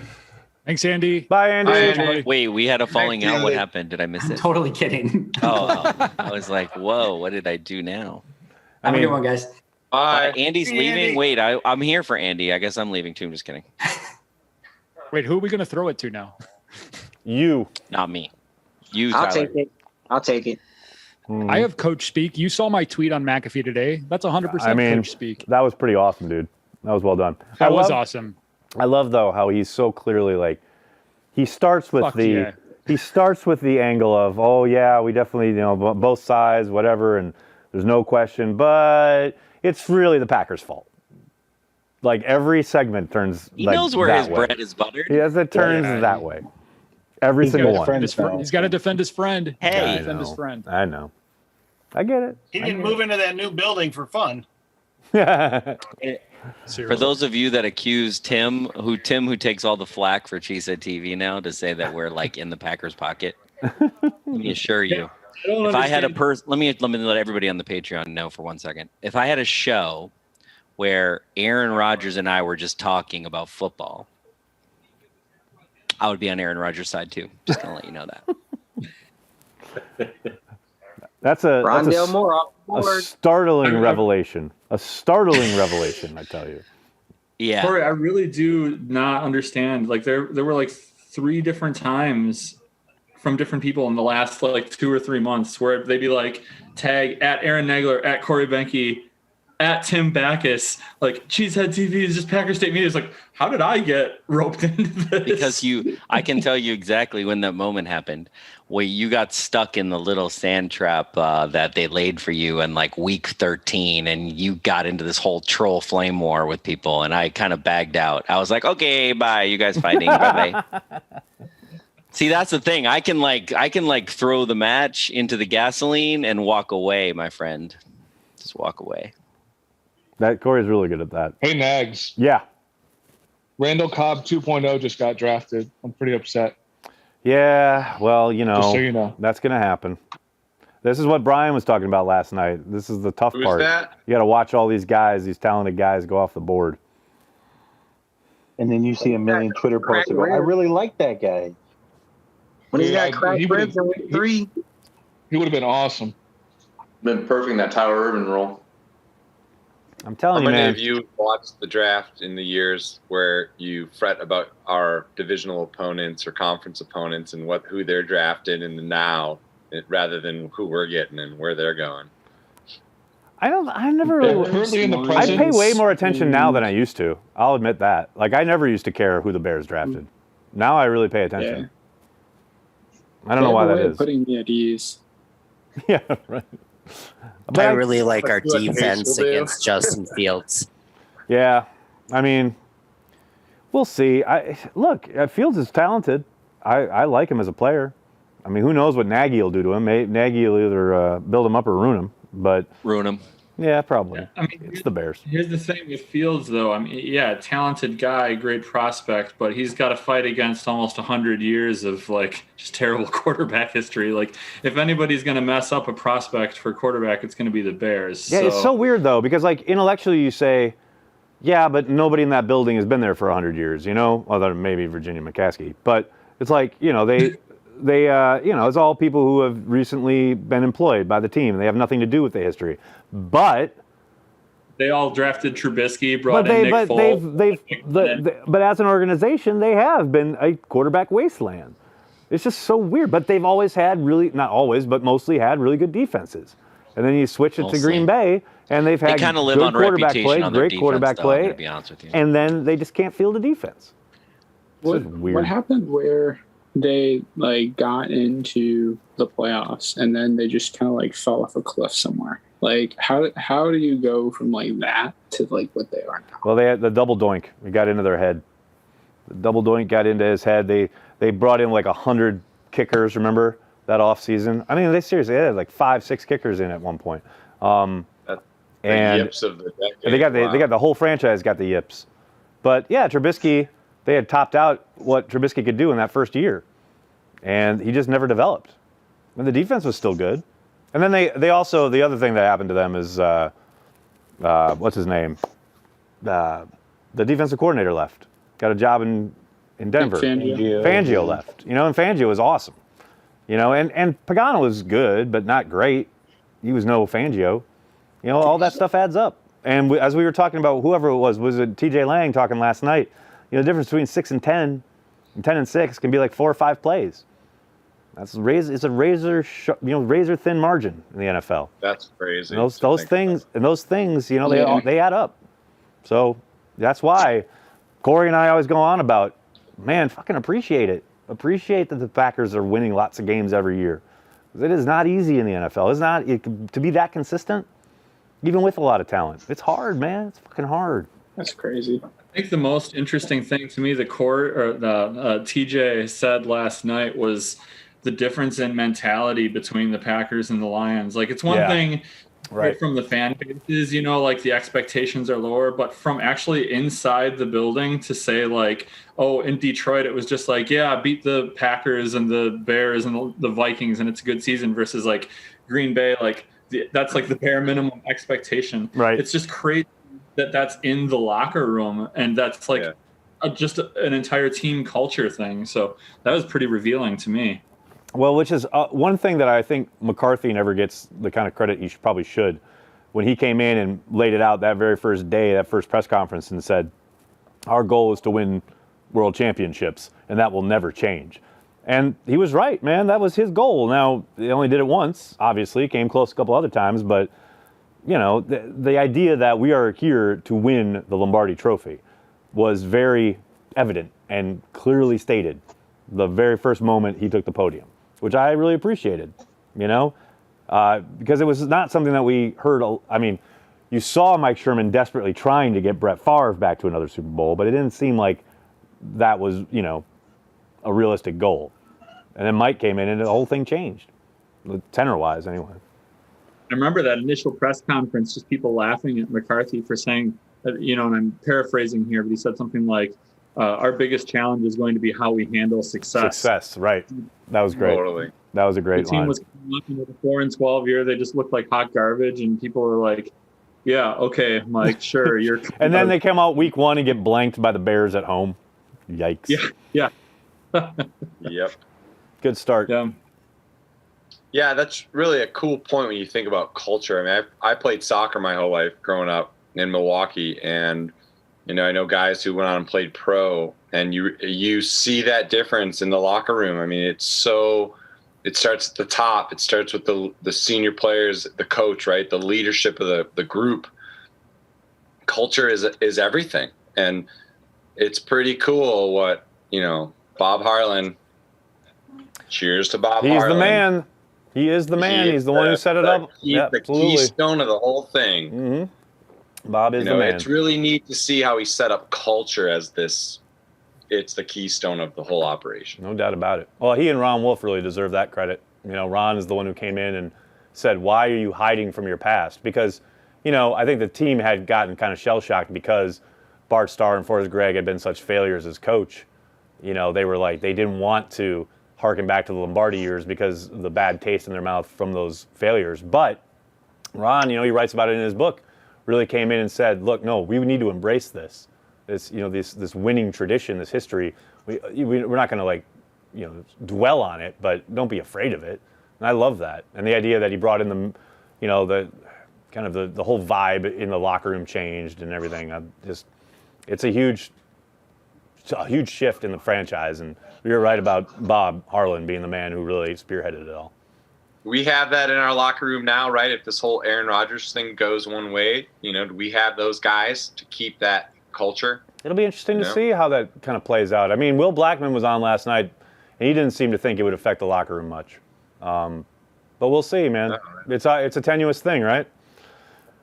And it's something that nobody outside that locker room could never probably understand. And the guys in the locker room probably going to keep it in the locker room. So, I don't know. It'll be interesting to see.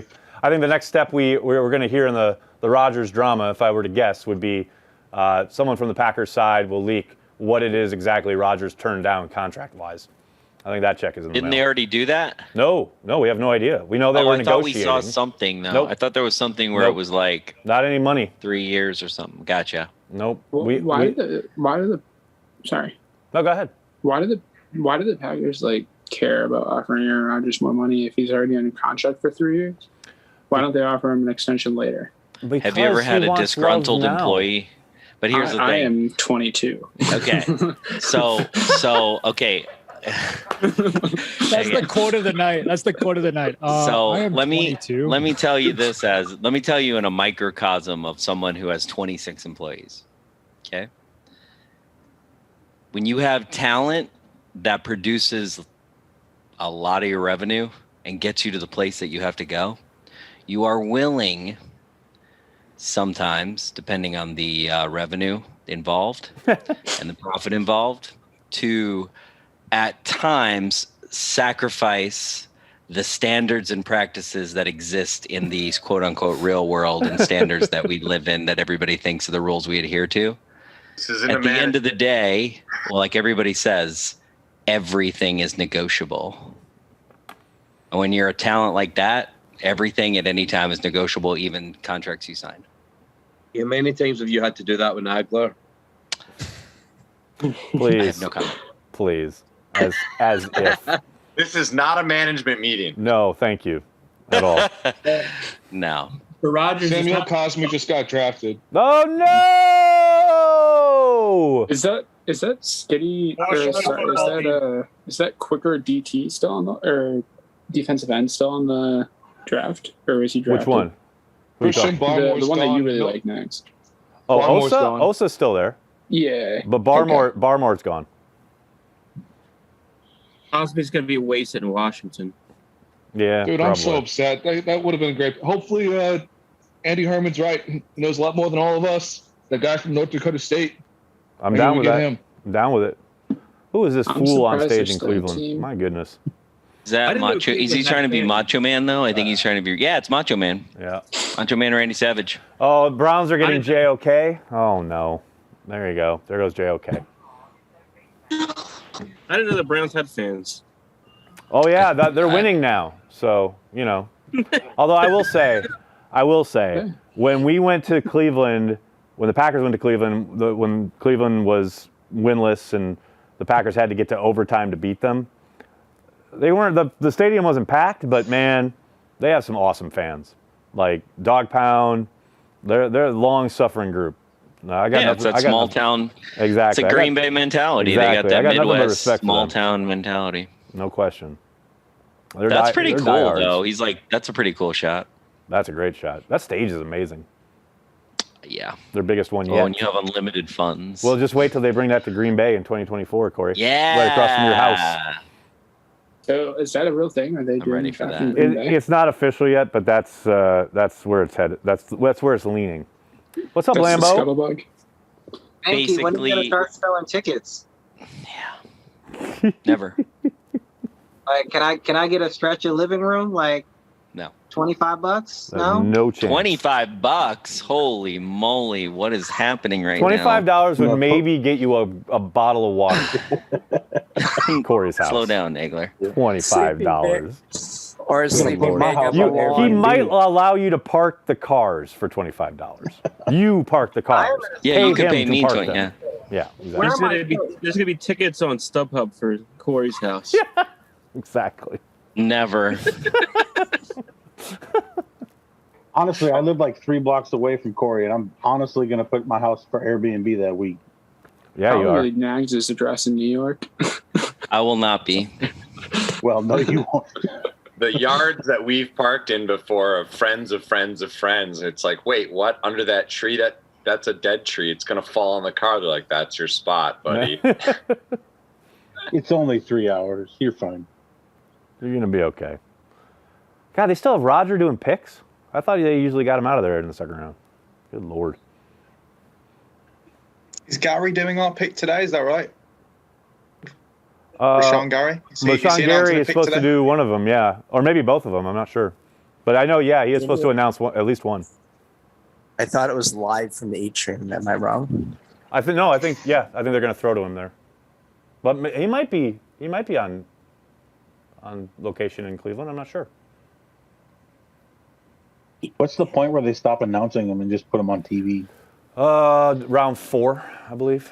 4 or 5, somewhere around there. Tomorrow, at some point. Except when they have like monkeys announcing it. Yeah. Oh God. Or they throw to the zoo. Preston, thank you for the super chat. Packers draft the future at quarterback. The pick goes up the mic and says Aaron Rodgers. Then Goody daps him up like Goodell with day 1 picks. That's amazing. I don't know about all that, Preston, but that's an incredible tableau. The Browns High School Coach of the Year are getting to announce the pick. There you go. That guy doesn't look any older than Joey. Oh, speaking of Joey, I like your hat. More than last night's? Yes, a lot more. Rashawn Gary's in Cleveland. He has one There of you his people with the sport There you go. agency. He's representing a draft pick. Oh wait, is that Jason? Jason, I didn't forget Gary's the gonna be outburst live on the last stage? night. Did you rewatch, Jason? Did you see how you No. interrupted Jace? No, I didn't. I'm not that crazy. That's all right. I've done weirder things than that, but I was like, he's gonna realize right after he does it. So funny. I'll probably go back and watch it. I don't know. My dad saw it, so yeah, that's awesome. Your dad saw it? Yeah. First text from my dad this morning. He's like, "How drunk were you?" He goes, and then I got the riot act about yelling at my grandkids or his grandkids. It's That's so funny. Incredible. Yeah, you got caught yelling at your kids on air. Wow. They're so loud. They're so loud. I mean, I hear you, man. I have the same problem. My kids are shut up. Wait, so Joey, did we ever establish why Joey got moved to the basement? What happened here? You had like a podcast room and everything. What happened? Oh, we lost him. No, he didn't do his battery again. What happened, Joey? Joey's got to do the laundry. Oh, here we are. I don't have a TV in my room to watch the draft, so we're in the mandatory or the man cave down here. It's not guys call that a man cave? We got a shelf of Packers items and basement. Bro, did you check that for radon? What's going on? He said it's a man cave, and there's literally like a hanger staying up. We got 3. Did you separate the lights in the dark? Joey's mom. Joey's like, this is the man cave down here. Oh my god. Okay, I got you now. I was like, Joey, you got the baller setup, Joey, and I was like, I was wondering that yesterday. The 3 TVs, you aren't seeing the shelf, you aren't seeing the posters from 12 years ago. So what you're saying is we're not seeing this amazing control room in front of you. You're such an optimist. I love it. Oh wow, that was amazing. That was amazing. Oh god, I am dead. I am deceased. I am over. You guys are a rough crowd. Oh, My goodness. If you mean, Aaron. It's not rough. It's all in love. Just because we push and shove doesn't mean it's not done with love. You know, we're all. Well, the good. weekly Patreon Zoom score is even worse. Yeah, this is nothing compared to happy hour. Oh, Good come Lord. on. Oh, Jesus. Joey, you have a special place here, so say your piece. What were you going to say? Go for it. I was this is a man cave, the legendary spot, but we have this on cave. Yeah, my dad's lying on the couch, and we're enjoying the draft. We got ESPN on mute the whole day and just listening to the conversation. I love it. I love it. I like it. You know, I think your driveway is more legendary, Joey, because that's where you tailgated before Packer transplant. So I feel like that has that's the best place in your house. Corey, I've come around on the draft hats. None of this Aaron Rodgers drama started until after they put out those draft hats. I'm not saying, I'm just saying. I think there's a clear line, right? There's a clear, direct line between those draft hats and this Aaron Rodgers drama. Anybody else think like a 9-year-old made those? A 9-year-old with a. Corey does. Yeah, exactly. What do we? Okay, wait. We're 1, 2, 3, 4, 5, 6, 7, 8 picks away. Let's go. I see this on the TV screen for a change. I know. Crazy, right? I have somebody in the YouTube chat saying like, upset the Packers didn't get JOK. You can't this is my thing. This is exactly what I'm talking about the DIC putting shit in people's heads. Like, yeah, there's lots of good players that your team is never going to get. How were the Packers supposed to get him if he just got drafted? Were they supposed to take him in the first round? Because then people will be bitching, oh, they reached, he was too early. He would have been there later. This is why teams get the guy they want when they can get him. I saw people last night, oh, Stokes would have been there later. You have no idea of where he would have been available. None. Zero. Nada. 9. Nix. This is the sickness that the DIC perpetuates. That's why I can't stand it. Of Nagler, so Goose kind of. Andy Herman's guy just got drafted, by the way. The North Dakota State guy, yeah. It's off the board. Sorry, go ahead, Joseph. Goose kind of vindicated, like I didn't hate Jordan Love's pick. I just hated that we traded up for him. And I'm kind of like the same. I was the same way last night when I saw Stokes' name come up. I was like, we probably could have got him by trading back with like the Dolphins or the Bengals. But then Tyson Campbell went to the Jaguars first in the round. First pick today, yeah. Like, okay. Good point. We all have our own boards. That's what I mean. It's so subjective. Exactly. 100,000%. No question. It's the projection of their knowledge to the pros. It's not what they did in college on the tape. 1,000%. That is correct. That 4.2 is it's flashy. Yeah. Good point, Joseph. Very good point. I wanted Tyson Campbell's production, though. I mean, Stokes had the 4 interceptions, but Campbell was kind of steady throughout his college career. But Yeah, that's just what Nick was saying. Is it's not about necessarily the production that was in college. It's about how they're going to be able to produce in the pros. Yeah, how they project. Well, the other themselves. thing, Amazing in college. Amazing. you want to see the arrow going up, and his arrow was going way up. Oh It was no! like-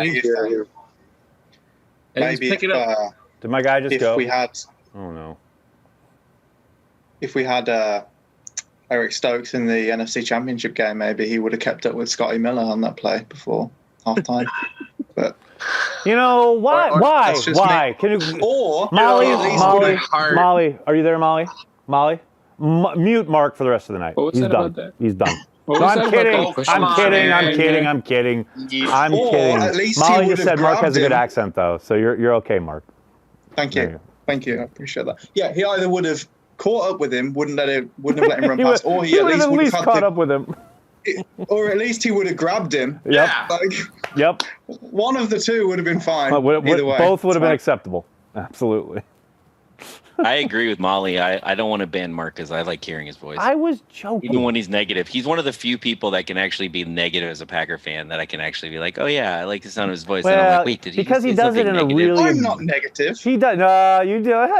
You do a You're good like, job of hey like. guys, couching remember the when we lost question, that like, game? yeah, Let me yeah. stick a dagger in you. Yeah, Yeah, that's right. pretty negative. Yeah. Yeah, people from the UK generally are wonderfully skilled at sticking a knife Yeah. between your ribs. In a and your polite way. heart. In a very polite Nicest way. It's what we do. Yeah. Okay, come on. I Come on, wonder, come on. Let's keep do American accents sound as good as UK accents do Americans? No, I'm gonna say no. Yeah. zero chance of that. Man, I will say Considering this. it's like 99% men here, I don't know if that's relevant unless it is, right? I have no idea what we're Yeah. talking about right now. No one does. Bryce has his hand raised like a gentleman. Speaking of gentlemen, what's up, Bryce? Hello.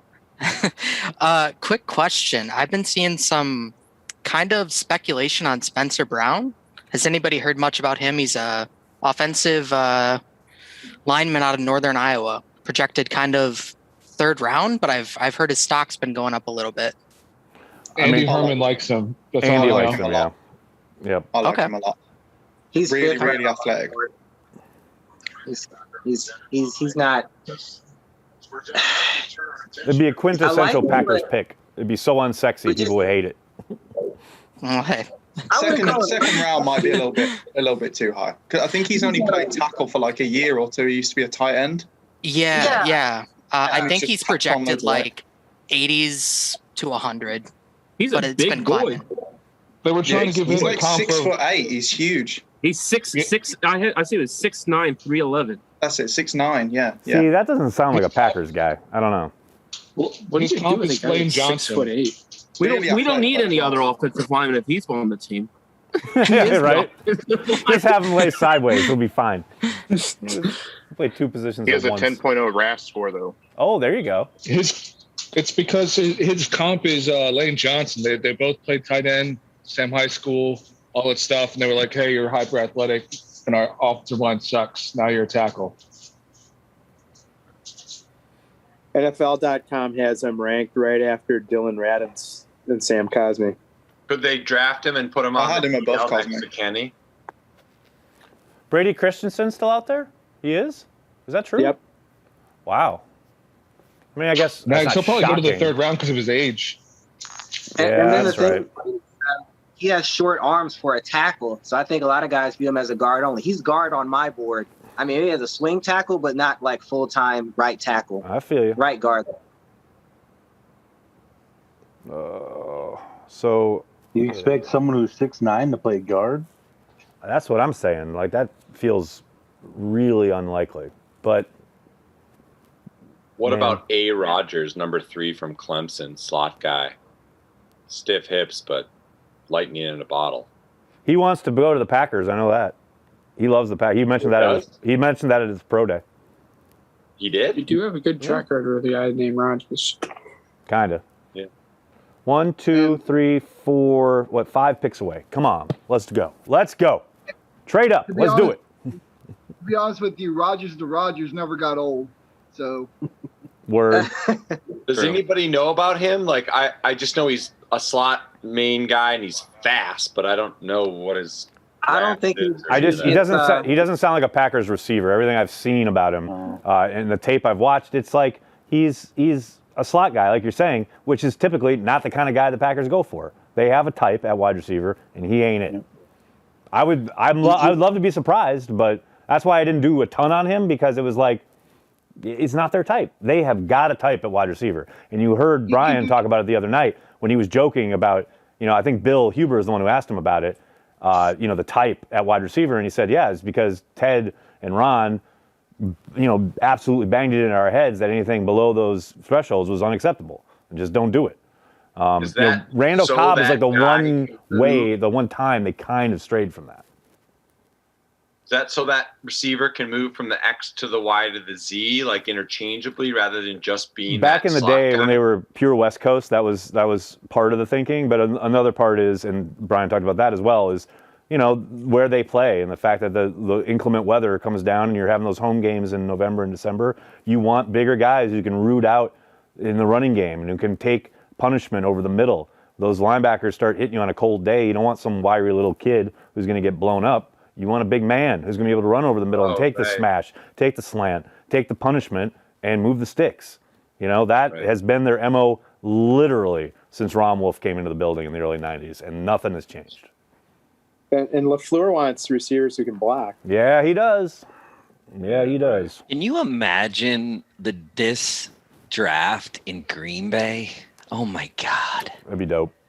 I can't even imagine. I'm just thinking about it. Just like, where would they do it? They'd have like the stage. Can you imagine, like, that's what I keep thinking. Where would they put the Lambeau? Because like, look at that shot of Ian Rappaport. Right. It had him, and then it had like their stage, and then to the right, they had like the sun going down, had this like dusk look.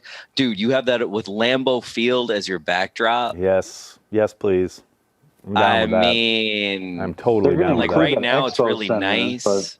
You got Resch Center. You got a whole wraparound. You take over Oneida. Dude, Green Bay would let them do whatever they wanted, basically. Whatever they set up, they've got to have the Titletown sign like as a backdrop shot. Yep. That's got to happen. So I suspect they would put it toward, like, looking from 41 towards Lambeau. Like that, they would set it up down the way on Titletown and then have Lambeau like deep in the background. I agree. And have they're going to have, they're going to want that shot of Titletown. Exactly. Where it should be is on the other side, but I hear you. They'll do both.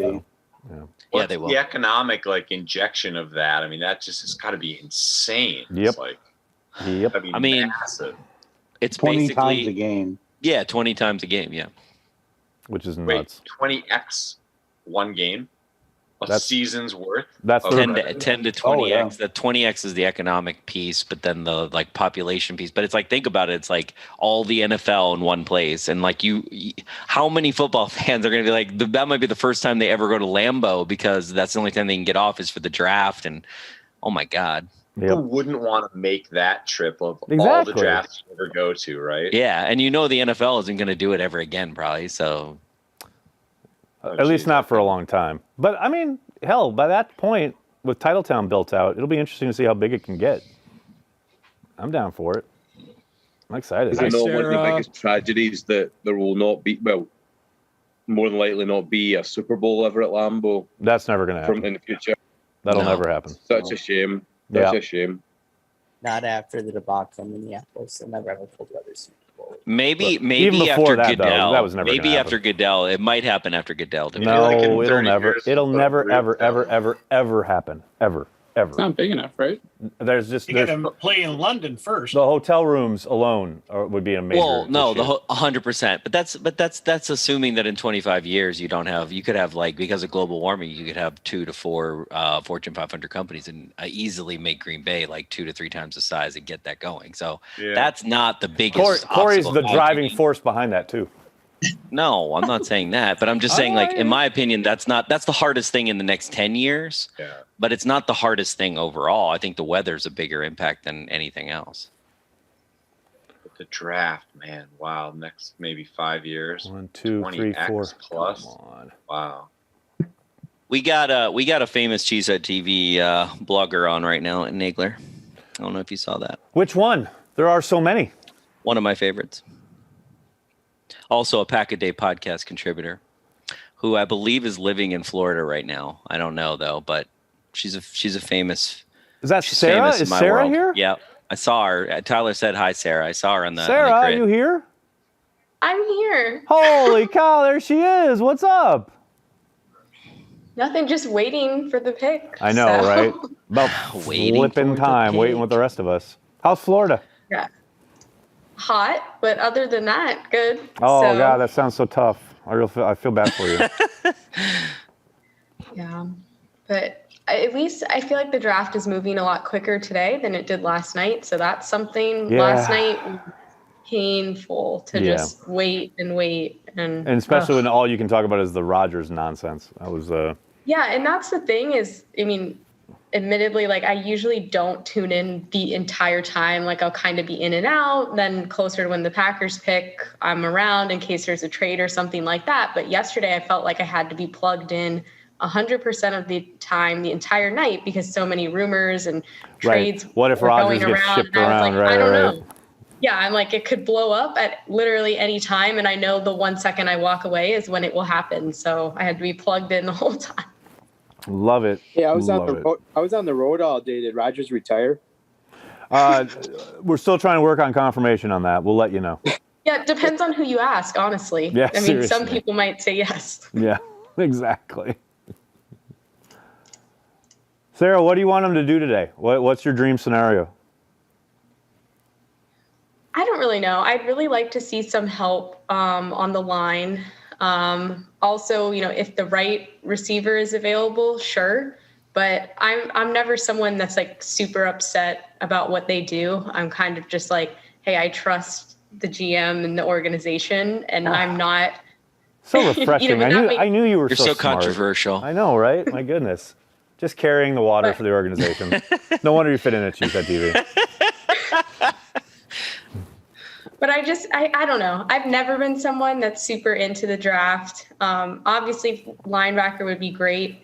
So those are my three: linebacker, tackle, or wide receiver. But other than that, I'm kind of just going with the flow. I'm not going to be upset, I don't think, by the end of the night. For those of you who aren't familiar, Sarah is a Pack-A-Day contributor. She does great stuff with Andy and company, and she also does all of our game recaps after every game during the regular season and postseason. Sarah is the one who posts like basically what happened, and she does a phenomenal job each and every week. Yep. Keep killing it, Sarah. Usually it's that and gut reactions that takes down the site every week. So. Yep, pretty much. It's always hilarious because when the Packers play well and everything goes their way, the comments are just so nice and everyone's so happy. Or the article on Twitter gets like so many retweets. And then if they play bad or if they lose, it's just so poor and everyone is upset. And I'm like, I'm sorry. Like, I just have to write what happened. What happened, like, right? I don't have any control. It's like over it's not even an opinion piece. Exactly. It's like you're just telling people what happened. Yeah, I'm Love like, it. here's what happened. Here were the people that stood out. And I don't know. It's wild. But I love doing it. It's so much fun. Well, you kill it. You kill it every week. All right, so what we got here? Now, the Seattle Well, how many Seahawks picks took do a we wide have now? receiver. There we go. So we're 4 down. We're close. We're so Can I close. ask, what draft board are you all watching just to show the picks? Because I'm trying to find it, and it's like, all right, next up. But like, does anybody have a board or a website that they're watching that's just a list of picks? Go to What's NFL. Go to ESPN, NFL.com, and then go to their draft hub, and then on the upper right-hand corner, it'll say pick. There's like a hub that says pick by pick, and you just click that, and it'll put it all Okay, down for thank you. No problem. Thank you. And there's a couple. ESPN has one. CBS has one. You can take your pick. What number are we picking? We are 62. number 62, 62. 30 in the round, and we are, with the Rams on the clock, we are 1, 2, 3, Yeah, I see 4, Rams on the clock. 5 picks away. Oh man, you said we were 5 picks away like 6 picks ago. Come on. No, I didn't. Come on, Nagler. I expect Relax. better from you. Relax. This might be Pappy time. I on my board as far as best available, I've got Browning, I've got Marshall, I've got Stone Forsythe, and Milton Williams. I think we might could If get Browning, if I Browning. tell you what, if they take Browning here, I will absolutely lose my mind. That'd be incredible. Literally number 5 Do on people my top know 5 what your draft picks crushes. are? Yeah, do they're on people my know draft. what your 2 are? Hey, wait, can I send you the video on YouTube and can you play it in program? Well, here, let's do that. He's like, I'm gonna try it duh, exactly. Banky, don't be a downer. Let's think sorry. positive Was it being here, downer? man. Sorry, I need to have an English accent if I'm going to be negative. Exactly. Yeah, that's not. Come on, Corey, stay in your lane, bro. No, it's not. Wait, hold on. We can still get Quinn Miners too. Yep. Hold on. Where is it? Oh, where'd it go? Oh, I mean, there we go. Both Jabril and Nick Bolton. I bet they had to pay those people to wear those Rams colors and look like they were fans of the team. Rams. I wouldn't be surprised if they took Perkins, the Packers. Right, there it is. I think it's going to be Terrace Marshall Jr. from LSU. Yeah, I think it's going to be either Perkins or Marshall. Just based on this, I don't know. Just something tells me it's going to be one of those two. Well, I know the chats would like a Marshall pick. That would be a popular one. Just the to wide kind receiver. Yeah. Up about Marshall. Let's just imagine if MVS actually lived up to his full potential. Like he plays like he's 6'6", and he actually runs and runs away from people all the time instead of just like every once in a while. Like that's Marshall. He plays larger than life, and he's gonna run away from guys. And he has the finesse to get those catches that MVS seems to struggle getting, like on the boundary, just play the whole in thing tight out. coverage. Marshall's game. Yeah, MVS is though he's shown such great progression. I'm so proud of him, and No so glad doubt. he's a part of our team. I love the fact that he's the one guy on offense who completely balled out in the NFC Championship game. Oh, I don't know how you live with that guy. I don't know how you live with him. Yep, no doubt. It's tough to do. It's hard to do. Same amount of time frame that it took for Okay, Devontae so to wait. get ready Okay, as well. whoa. Yeah, they're ready to play a video now. Here come the top 5 draft crushes. We'll see if we can play this. Hit it out. Followed by an off-season without a combine is going to leave talent evaluators at 1265 Lombardi with many more questions about prospective selections in the draft than previous years. That's why I'm here to give Brian Gutekunst and company my top 5 draft crushes for the 2021 NFL Draft, which they will undoubtedly dismiss faster than Jamar Chase runs the 40. Starting at number 5, we have Ohio State's Baron Browning. His experience playing both inside and outside at linebacker. He has the athleticism and physicality to fit just about anywhere new Packers defensive coordinator Joe Barry would want to put him. His most productive year as a Buckeye came in 2019. During his junior season, Browning recorded 43 tackles, 11 tackles for loss, and 5 sacks, all career highs. I don't think he's a day one guy, but if he's there in round 2, the Packers would do well to pull the trigger. At number 4, I love how Pittsburgh Rashad Weaver bounced back this year after missing 2019 with a knee injury. Weaver contributed 34 tackles, 14 tackles for loss, and 7.5 sacks in 9 games in 2020. He's long and powerful and played defensive end in a 4-3 at Pittsburgh, but I think he'd be an interesting fit in Green Bay as a 5 technique and would offer some athleticism along the Packers' front and could kick outside at times, giving Barry a fun, versatile chess piece to play with.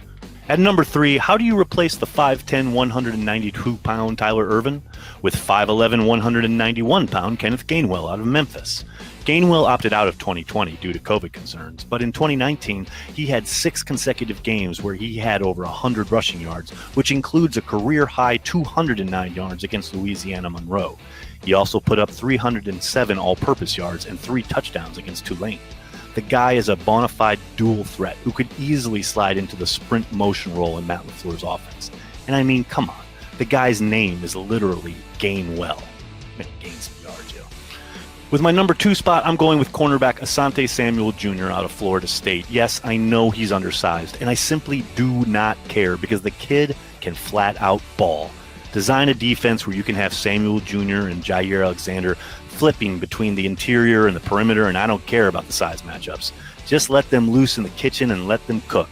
Samuel started 8 games in 2020, leading the squad in interceptions and pass breakups before opting out for the remainder of the season. Get him on the frozen tundra and let him go to work. Finally, my number one draft crush and a guy whose game I absolutely love is Osa Odigizua, the defensive tackle from UCLA. Not only do I see oceans of untapped potential here in this kid's game, I see potential game record when allowed to play next to fellow Bruin Kenny Clark. He led UCLA with 10 tackles for loss as a junior, then came back his senior year and was named first team all-conference. Throw in a dominating week in Mobile at the Senior Bowl, this kid has future Packer written all over him. So there you go, my top 5 draft crushes. Be sure to strike their names off your potential Packers draft selections because if history is any guide, there's absolutely no way the Packers take any of them. Thanks so much for checking out the video. Please hit like and subscribe and tell your friends, tell your family. Cheesehead TV, we are devoted to Green Bay Packers fans worldwide. Can I just merge it? Look at that. Top 5 draft crushes. One of them is already off the board. Asante Samuel Jr. is gone. Of course. So who is I missed it. Who is your number 2 then? Asante Samuel Jr. Who's gone. No, so number 1 still there? Is number 1 still there? Yes, Osa Odigizua is still there. What's his size and like? Who? What? Osa? I don't know his weight. Osa's Height, weight. Osa's a bit undersized, but he's got Mike Daniels potential. Oh, was he a wrestler? I don't know if he has wrestling in his background, but he definitely uses leverage like a wrestler. He was absolutely unblockable at the Senior Bowl. He was fun to watch, yeah, no doubt. Just get up on our guys in their ribs. He's like the doppelganger of Mike Daniels. Yeah, like he's got a lot of potential. I really like him. Yeah, Mike Daniels. I had a man crush on that guy. That guy was. Mike was was the first player to ever come up to me in the locker room and thank me for my coverage, which was kind of surreal. Really? Osa was a wrestler, by the way, at UCLA. There you go. That makes sense. Nags, will you talk a little bit more about Mike Daniels telling you that? That's pretty cool. What was your coverage? We were just, it's one of the media sessions in the locker room, and basically when you're a media member, you literally just stand around waiting for guys to show up. And Mike was there talking to somebody, and he just came up to me and said, Aaron Nagler. I was like, hey, Mike, how are you? He's like, good to meet you. I was like, great to meet you, man. And I just want to thank you. You were there at the start, man. You were telling people about me when no one was talking about me. Thank you so much. I was like, well, thanks, man. See, no problem. every bit of what we see as fans is like that. His thing is every bit of that. What the stuff he does on camera, the persona, as it were, that's who he really is. That was a shockingly good impression, actually. That was Mike. I love Mike was on. Corey, do you remember when we were at live stream? I think he was our first guest when we were at the live stream studios. When we were at that a black box studio that you had there. Yeah. He came on the show that year, and when he came on right after the Packers had played the Ravens. Yeah, Mike Daniels. Mike Daniels, he came on after they played the Ravens, and we talked about his karate kick, because he, like, on a big 4th down stop near the goal line, he made a big key stop, and he got up and had this amazing kick, like it looked like 10 feet in the air, and I was like, dude. And he was like, that was my anime kick. I was like, oh, okay, that makes sense. He came and my neighbor, he did like a commercial thing, and his right, family for the fence, right? would come to my neighbor's house all the time. Yeah, for the fence. Oh, the and fence. He's his family's like real nice and really cool. Definitely. So like really down to earth people. When he had that whole like, we're gonna change our mentality. We need guys to step up. I'm a leader in the locker room. We're gonna punch guys in the face thing. Like that was like. That wasn't just a media thing, right? That was like the problem was he was always like that, but then guys started tuning him out. Like, it's and then plus he started like never ever forget the Sunday nighter against the Lions when he had this whole rah we're going to punch him in the mouth thing, and then literally on the opening drive they get off the field on 3rd down, but Mike gets a roughing the quarterback late hit penalty. Keeps that drive alive, and then they go and score a touchdown. Guys just started tuning him out, and that was I heard that from so many people. That was like, it's fine if you're rah like that, but you got to walk the walk, which Mike did for the most part. He was a good player. He did, but you can't be putting yourself and the team in a bad situation like that, and that happened too many times. And at some point, like I said, it's just like when you're like that all the time, people go, oh, okay. Get it, Mike. So. It's the South Jersey in him. That Very South much Jersey so. Philly. Very Because much that's so. where I'm from. I'm from South Jersey myself. Right. In fact, I got to see Joe Flacco play in high school. Oh, cool. He's slinging it everywhere. His team got crushed by my high school. But he could throw it over those mountains. I can tell you that. Was he? He was the only player on that team in Audubon. I love how everyone in the terrible. YouTube chat, every single person in the YouTube chat has the exact player that the Packers are going to pick, except it's all different players. Like everybody knows who the Packers are going to pick, except they're all saying different people. It's good. Well, I don't have a clue. I'm just going to say that right now. Well, Corey, you can get your new center in Quinn Miners. You got a chance. Yeah, he's coming. It might be. He's coming. Let me read the Whitewater kid? Yeah, the Whitewater kid. I love him and Terrace Marshall Jr. from LSU. Well, that's a wide Marshall's- receiver and offensive lineman, right? Marshall's a popular pick. I'm going to read some super chats real quick. Hold on. Jordan Stewart. Ooh, they just showed Bobby Dillon. Thoughts on Pack taking a slottish type receiver like Cade Johnson, Jalen Darden in the fourth or later that would double as a primary returner in the kicking game? The only way they do that is because they want a returner. I can't imagine. We've talked ad nauseum about the wide receiver thing. I can't imagine they go slot guy. Over under, Russ, thank you for the super chat. Over under Packers draft an H-back in round 2. I don't think they will, but it'd be fun to watch the meltdowns. I mean, just what this team needs. More H-back / tight ends. Speaking of meltdown, Terrence Marshall is off the board, so Twitter, there you of course, go. is losing their mind. Oh my God! If they took a running back in round 2, how crazy would that be? Corey, don't put that in the universe, please. Oh my talking about God! punter earlier. People would lose their mind if Yeah, they they pick would. a punter. I'm gonna lose my mind. Yeah, Come they on. It'd be Max Now talk Duffy about the damn Kentucky punter. Good for business stuff. Where's Carol? Didn't she say we couldn't talk about special teams today? If a Whitewater player got drafted in the second round, would they burn what's left of Whitewater down? Probably. Couches, farm animals, cats and dogs living together. Mass Like hysteria. UW Oshkosh style, yeah, exactly. iKickAss44 has the super chat of the night. I just want someone who can tackle, score touchdowns, or block. Could have said it better myself. I like how What about somebody all of put they're asking for a lot. generational long snapper. Hey, we're about to have a long snapper battle in training camp. Get ready for it. Yeah, I'm down for that. I know you're going to be a huge fan, Corey. So, you know what though? I'm really excited. Anytime you say training camp, I just get really excited. Oh, pre-camp, baby. Pre-camp. Are we officially in pre-camp during the draft? Is this the No. start of pre-camp? You got to be at the backside of like OTA mini camp. You Gotcha. know? I gotcha. Oh, end of June is pre-camp. End of June Yeah, or it's early like July. it's like everybody just left, all the youngsters, and then they're all gonna come back for camp. Then you're in pre-camp. That's pre-camp. Gotcha. Makes sense. They gonna have any OTAs? Probably not. TBD, baby. TBD. They did hold the slot last year, though. They had the slots held still in the calendar. You Yep. know what I mean? Yep. They didn't hold them. I would suspect yes, but we'll see. How much of the COVID do you think is going to affect this NFL season, or do we not know that yet? The season itself, I don't think it'll affect it much. The off season, especially the OTAs and things like that, I think will still have an effect. That's something they've got to work through. The league and the NFLPA have to work through. That's one of the reasons the NFLPA is telling guys to stay away until they do. So you've seen the Packers that they put out, that first month is all going to be virtual, like last year's kind of beginning of the offseason program. But they're really kind of buying themselves time till they figure out some kind of agreement between the league and the Players Association.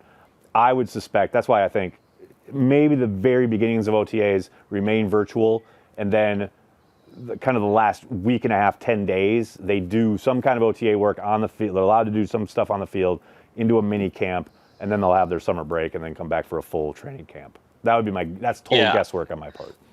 I think, and the point being that I don't think the NFL wants to push them. Like, why would push you? them Yeah, to yeah, do yeah. anything you don't need? You just did it last year. Who cares? Like, as long as everybody does the same thing, right? Hey, Terrence Marshall just went. Yep. It's Pappy time. Come on It's now. Pappy time. It's Pappy time. Let's go. Let's go. Have like a group Zoom meeting. So wait, like, that prayer whole for the video, Pappy. I didn't even understand. So what are the 2 picks that could happen? What is one? Can it be any of the 5? Any of the 5. Corey, here are the terms as laid down. Why did Charlene, why did you get, you said 2 from the beginning and then you opened it up? You just opened yourself up. She changed it. It's if we get 1, we get a 15, and then if we get 2, we get a 27. 23, I believe it was. This man just asked. Did this man just ask why conditions of a bet were made more favorable for him to get a bottle of Patties? I just feel bad for Charlene. See, I'm like, she let me didn't tell you, have to Corey, do that. For a man You who's know? 22, this kid seems to have the number here. He knows what's up. So what happens if he gets 3, Charlene? Is that a 50? Like, I mean, There's no 50. There's the Yeah, I don't 23. think. Yeah, the 23. is the- Charlene right. steps in and is like, nah, kid. Brian Bulaga, Iowa. Thanks, David. Thanks for the super chat. Oh, fuck the Saints. I don't know why I needed to say it. Just needed to say it. That's, Let him get a I like quarterback. that. So how did the broadcast? But the Packers are on the clock officially, according On to the wire. clock. On the clock. Let's go, people. What Let's picks go. did we miss? Did they tell us? Did they announce the I know, Saints pick Al. yet? You're good. Oh my goodness. Oh my goodness. Let's go. I love how she tried to get Roger Goodell to dance and he just gave her a high five. He He was was like, so yeah, awkward nah. there. He was like, inappropriate. I've done this before. I had this meeting. I saw this video. I had to sit through a video about this. No, He's ma'am. like, half high five. And she's like, I'm holding my thing. I can't give you a high five right now. That's not how we rehearse this. Oh boy. He Hey, are wouldn't we, have had all, the are, we Roger all Goodell ready? stand Are we in. all ready for everyone to be all mad about this pick? I can't wait. I can't wait. I honestly don't think he can mess this up. I don't. Don't say that! Jinxed it. Oh, no! Oh, no! I don't think you can mess this up. Oh, man. What did you just say out loud into a microphone? What? Oh, my He's God. let the board come to him. There's Oh. 3 great athletes, really 4 or 5. He really can't. I can't really Don't be mad say at it dude. again! Oh, they're gonna pick Davis Mills if you don't shut up. What if he picks a punter? Exactly. Break, Oh. break, break. The Saints took Pete Warner at Pete 60, Warner, so linebacker. here we go. Here we go. Linebacker run. Make it Browning and give me the Pappies. Let's go. Warner goes before Browning? Let's go, people. Don't be upset if they trade back right now. Yeah, that's probably going to Watch happen. them take Tommy Tremble, the H-back. That's I probably Matt saw LaFleur's that too favorite player. Right. As a dark horse pick, Tommy Tremble or Brevin Jordan, but I That's think probably- that's 3rd round. Tremble's probably his favorite prospect of all time. Like, if he takes, I wouldn't even be surprised. He Don't just fall like, asleep dude. on McNeil. Corey, I like McNeil. Corey, if they take a punter, it'll be athletic punter who can tackle. That's worth the 2nd round pick. I don't know anything about value, but that sounds valuable. Hunter is going Anyone to think it happen could tomorrow. be? Anyone think it could be Diami Brown? Maybe no. Honestly, yeah. I know there are people Cade on the Johnson chat that or would love Diamond. that. Yes. That's a I possibility. know someone mentioned Cade Johnson I'm one is of like them. a 4th or 5th, but Cade Johnson could go right now. He's really good. He's just a small school. Watch him double up on corner. I'd take I it. wouldn't mind that. I'd be totally down with that. Right? Ambry Is that- Thomas from Michigan can return kicks and punts. I think he got a couple touchdowns. There you go. I'd be happy if they went another DB. They got Good for them. Melifanu and Molden still sitting there. Yeah, I want to just point out that the Packers Come on, fans are like the least embarrassing of all these other cringy fans out here. I don't know. Have you seen Twitter? I mean, yeah, but everybody's cringy on Twitter. But isn't Twitter? It's really just there's one person who acts like they're 20 people times 150. We were talking about. I was talking about it somebody the other day. Like Twitter is like the 5% of the fan base that no one wants to talk to. Yeah. And those people exist. I was at the NFC Championship game in Lambeau, and there was a dude behind me that literally was the most cringy person I've ever seen. Like literally everything was like completely negative. It didn't make any sense. So yeah. Some people just weren't hugged enough as children. That is the line of the night right there. Like I kind of wonder, like, if the Packers made a perfect play 25 times, would that person be able to acknowledge it, or would their mind be completely blown because actually the thing they really wanted was for the Packers to not do good? Some people just like to scream into the void. Very true. Well, especially on, at Packers, Lambeau, make this because they know pick. people are hearing them. Let's go. If Aaron Yeah, Rodgers exactly. did it, Brett Favre did it more. Come on. Twitter's where Favre you is the find Sith that Lord. one guy from the small town where it's like everybody ignore that guy, but they all got together. And now on Twitter. So true. That's really good. This That's this perfect. 22-year-old is killing it right now. It's three. Wait, 22-year-old, what's your name? Eric. Eric? Yeah. All with right. an So I won't call you 22-year-old anymore. Hi, Eric. A. Aw, thanks. No problem. I don't know about you, but I'm I feel feeling like I should ask your fine. age, but I won't do that. It's old. His age is old. He's older than me. That's all you need to know. God damn. Bills took a pass rusher, Carlos Basham. I love it. Thanks for having me, dudes. Packers are on the clock. Packers are Bills on took Carlos. Carlos Basham Jr. goes off. Carlos Basham. Basham The Jr. Packers. I would the Packers love Jabril brought the Cox. whole roster back, right? Minus Corey Linsley. So Pretty much. I'm looking for a high talent developmental type guy from here on out. That might. Hell, you got that in the first round. It's really hard for rookies to crack the roster anyway. So what's the That's Like a replay of the Finley pick, right? Where we picked him in the third round, and he was Right. coming out as a redshirt sophomore, and he was a year underdeveloped. The next year, he would have been a top 10 first-round pick, and Well, I barring don't know injury, about top look what 10, we but he got. would have been a first rounder probably, yeah. Yeah. If we draft the Syracuse DB, he's fallen because his older brother was an epic failure in Oakland. So everyone thinks he's going to be the same thing because he's like a 10 on the Raz. Well, that's the Who is his Osa. brother? That's the Osa knock because his brother was a washout with the Giants. Melifonwu. Oh no, I thought you were talking Osa about Krill. Odigizua. His older brother played for the Giants and was not. No very matter the pick, Oh. Cheesehead TV will say it's great. Well, that's the That's thing right. as Packers fans, right? Is it's like, let's welcome these young men into our club and just root for their success because that's what we believe in, and just love it. I don't know if there was negativity. Is the pick. I don't know if there was negativity Wait, behind wait, that, Corey. shush. Hold on, Josh hold on. Myers. Oh, here we go. Who's the Josh pick? Myers, Josh center. Meyer. Yeah, Josh Myers is #1 center on my board. There you go. Let's go. Tell us about him, Joseph. That's the All right. pick, really? I believe he was a 3-year starter, and I think he stonewalled just about every defensive lineman. He didn't allow a single pressure in the championship game against Alabama. He's just a smart guy, and it's not sexy, but if you want a guy who immediately can come in and start, he's a guy. There you go. Corey Lindsey 2.0. Cool. Yeah, when I watched him, he was one of those. He's just like, I don't think I saw him do a thing wrong. He's just pretty solid, He's not gonna wow you, but he'll just come in and play. Sounds like Corey Linsley, actually.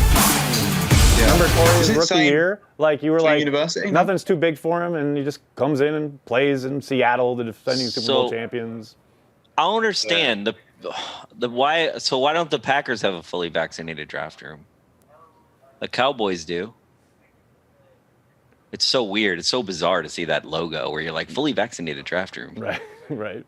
Is that a Like, thing? thanks for What's up, Rashawn yeah, you saw it on the Gary? Cowboys. What's 'cause up? then- Look at Rashawn, go. looking good, buddy. yeah, he is. So if you take a center in the second round, you're expecting him to start right away almost, aren't you? I don't know about start, but he's certainly going to have the opportunity to compete, and he's got the leg up. I would think that. I think as a second-round pick, you should be at least expected to play at least 40% of your unit snaps. Just maybe not be a starter, but you should be a role player right away. I know we didn't get that with Dylan because of, Jamal, but, once he finally got in there, like you said yesterday, once he got into a rhythm, he looked like a guy who could, impact the game, 100%. immediately. Yep. Yeah, that's a good point. I like this. I mean, losing Corey and you've replaced Corey. Losing It's Corey like sucks, but it is kind of funny that then they are going to replace him with another guy from Ohio State. This keep the train rolling. Joseph just called that. Like, are we going to acknowledge that here? Who called it? Joseph, indirectly, man. He said it. Built the same team, lost the center, and then all of a sudden we just plugged. Wow. Like, that is crazy. Crazy. Did you 7 did you years. get a chance to 7 years. 7 drafts ago is when Corey Linsley got taken. Wow. And here's the new guy. I kind of like this. I think it allows a lot of the other guys to play in their more natural positions rather than try to slide guys around. Well, I'll tell you what. Elton Jenkins is going to kill it at left tackle while we wait for Bakhtiari to get back. That's for sure. Yeah, I think this is a great pick. That's really the move, right? It's like you could have wasted Elton Jenkins on an important position that he could be in a better place. Well, just because he can. Although I don't know, it'll be interesting to hear the Packers talk about this pick. That's for sure. I really think this means Jenkins is our new right tackle. I mean, eventually, it's a very good possibility. But I still think they got to put him at left tackle until Bakhtiari comes back. You know what I mean? What do you think the deal is with all the walk-ons? So because of COVID and like people opting out or like the tape or film or whatever, and everybody's talking about all these walk-on undrafted free agents or whatever. Have you talked to a scout or anybody who's talked about like, oh yeah, we're just gonna have like 100 guys try out or something? Well, it's like, funny. Is there a plan there? In Green Bay, it's going to be kind of the opposite. It's going to be harder than ever. I mean, usually Green Bay is the kind of team, the Green Bay, Seattle, Pittsburgh, traditionally, those are 3 of the teams that give opportunities to undrafted guys more than most programs. But this year, they've already got, heading into the draft, they have 70 guys on their, close to 70 guys on their offseason 90-man roster. They're going to probably come away from this draft with at least 8 or 9, if not 10, although I doubt they do all 10. It's going to be tough. It's going to be tough for undrafted guys and just to get the opportunities. The reps probably won't be there as much as they've been in the past. We were talking earlier, I think Joseph mentioned, it's going to be hard to get the reps to crack the roster just because if you're running 6, 7 reps with the first team, 2, 3, 4 reps with the second team, those third and even fourth stringers are going to get 1 rep, maybe. How are you going to turn heads there? Because most of these positions are pretty entrenched. That's not to say that a guy can't jump up and do something and turn ahead, but it's going to be hard. When you talk about reps in practice, right, and like the depth chart, like when a practice is run where they're running 7 on 9s or whatever they are, I don't know right. The words for that, but like how do they divvy that up? Like starters, backups, and anyone else? Like what is that distribution? Well, I mean, it can vary even from practice to practice or even session to session. More often than not, though, the starters, determined by their position coaches and or the coaches before when they're in meetings, they'll come out there and the starters will get usually, 4 or 5 reps in each kind of team setup. Then the second and third string guys, second strings maybe get 3 or 4 if they're lucky. Usually, if 3 or 4 is a lot. Starters or no, on their own. It's a whole squads. Like ones versus Matt's done a lot of 1s versus 1s, 2s versus 2s, and the 1s get 5 or 6, 2s get maybe 3 or 4, and then the third team traditionally, like last year, Jordan Love got like maybe 2 snaps at a time. Tim Boyle would get 3 or 4, and then Jordan Love would get a handoff and a throw, and that's it. And that's been pretty solid the first 2 years under Matt.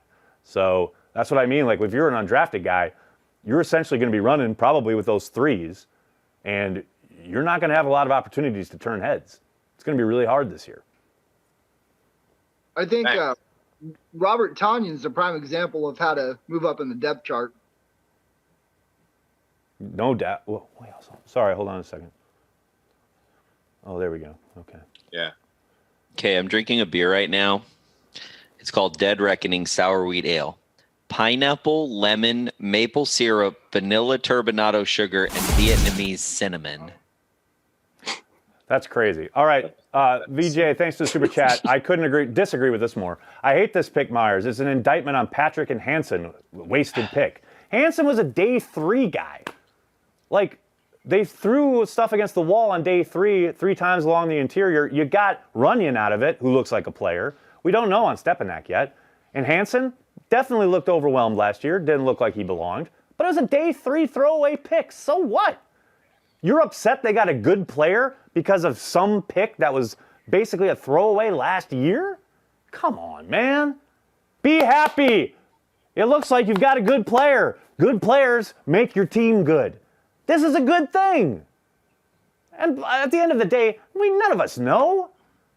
At least give him a chance. At least give him a chance. Oh, just do me a favor.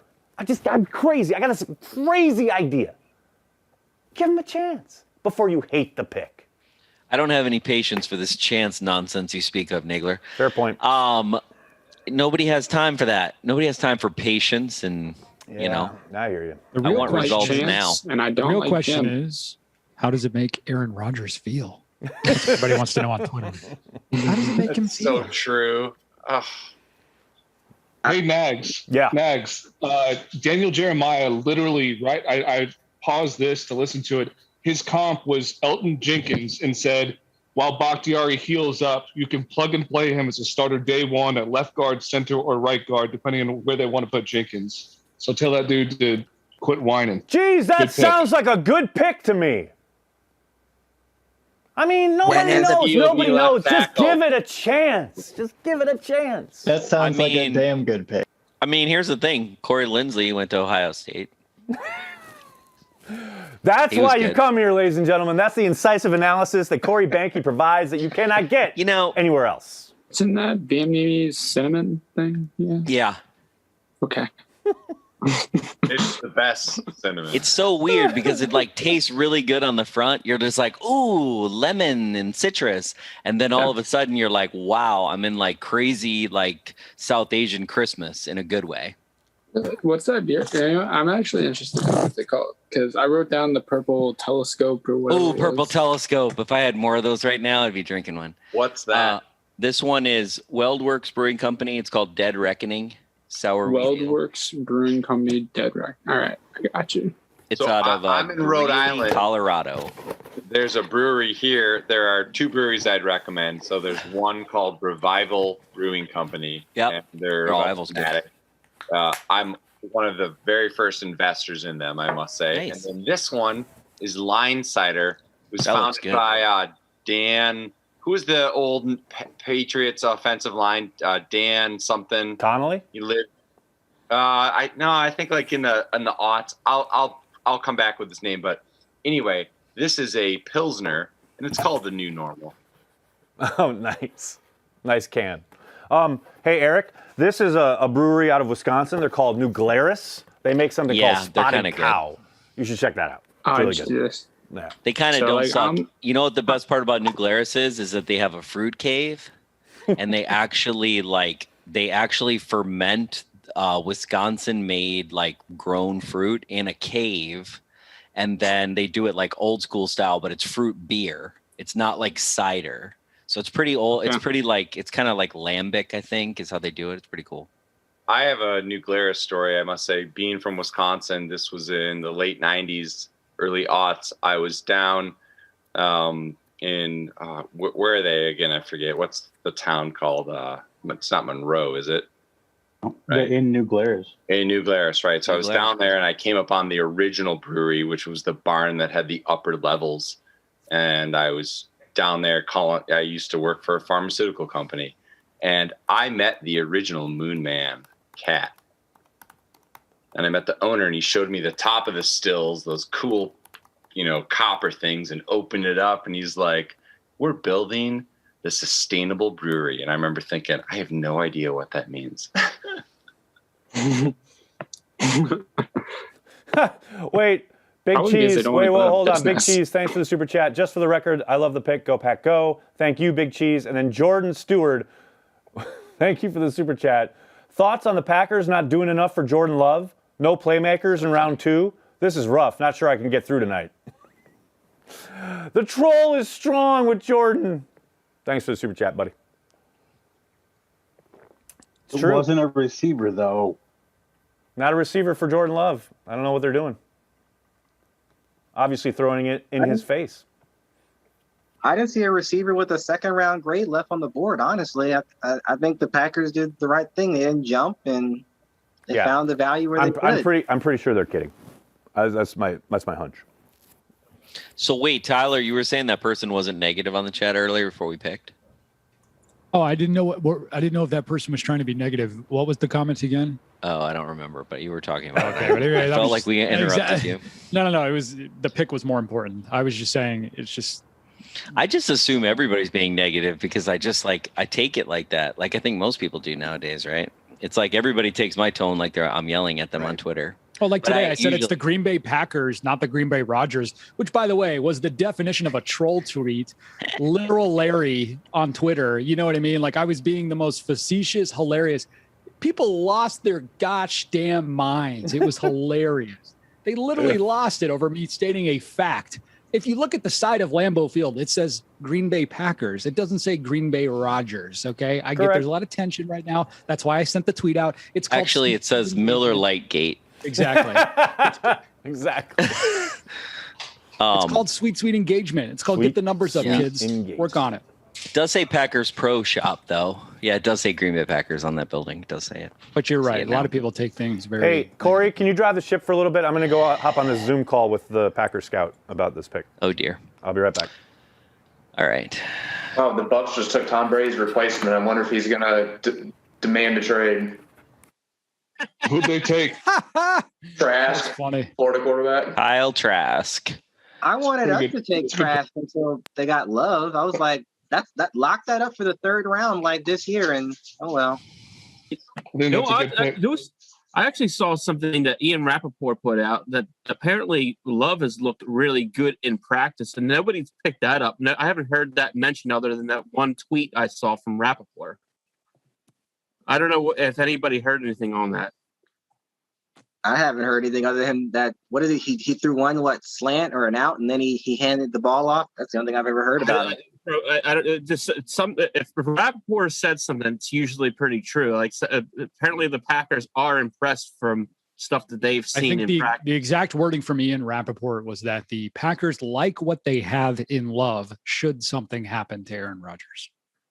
So what does that mean? We don't know. But I don't know. That's what the team put out there. That's what the team leaked, that they like what they have in Love should something happen to Aaron Rodgers.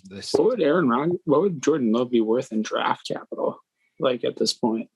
Nothing right now because we haven't seen him do anything. That's the problem. So if Rodgers stayed for another year and then we was amicable about it, we traded him next year and people got to see Jordan Love, then he'd be worth far more. But at that point in time, we'd probably retain him, I would assume.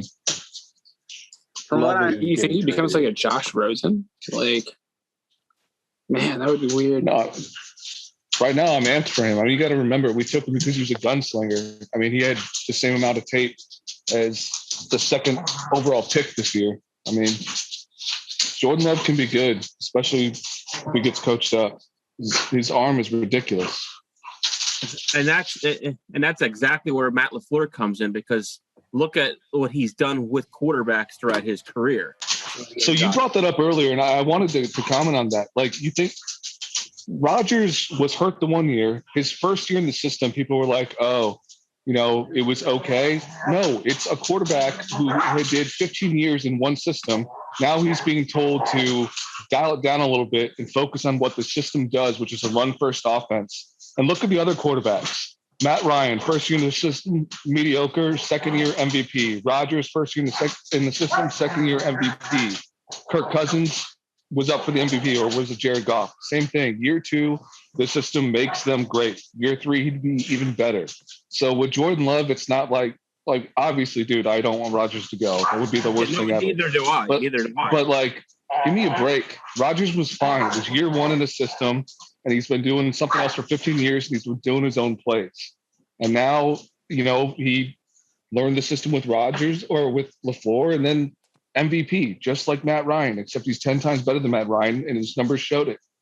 Well, the way I was looking at it and I'm not simply sitting here saying that this is necessarily what I would have done last year, but I'm just saying I could see where he was coming from, right? So you got a quarterback, because Rodgers was big on using his legs, moving around, getting outside the pocket, doing some free form jazz, coming up and making a broken play into a touchdown or some long thing. And his legs, he's getting older. So he turned 37 last year in the 2020 season. Those legs you're not going to be able to use that much longer, right? Just realistically. So I can see if he's going to be using his legs, whereas Brady has always been a statue. Manning was always a statue. Breeze was always more or less a statue too. Like it's easier for somebody like those kind of guys to play deep into the 40s and stuff, whereas Rodgers relies more on athleticism than those guys. Well, I mean, he's changed his playing style since 2014. It's not like where he's extending plays all the time. And you saw that last year where he really did change his playing style. But there was some sort of a transition in that. Was that Joey and he didn't have video on? Yes, I'm upgrading. Joey, Yeah, Joey, don't be the man. Don't be the person. Don't be the voice in the ether. Okay. There's this thread right now. There's this thread I like that's going on. I see it in the chat too, and it's basically like this whole idea that what if Aaron Rodgers in training camp and during the season basically had that moment, where he was like, "Oh shit, this guy is good." And like they're going to go to him next year. And that's the thing, that whole catalyst. I like this thread right now because it's one of these like side narratives that like I can get behind. I don't think it's true at all, but I can get behind the idea of it. That would be freaking nuts. I do think Love drives Rodgers like Brunel and Detmer drove Favre. Yeah. Yeah, but it good. goes deeper than that. I mean, Aaron Rodgers is the chip guy, right? I mean, yeah. Eggs and Corey, you guys have talked about this for freaking years. I mean, talk about chips. Like, I'm a chip guy.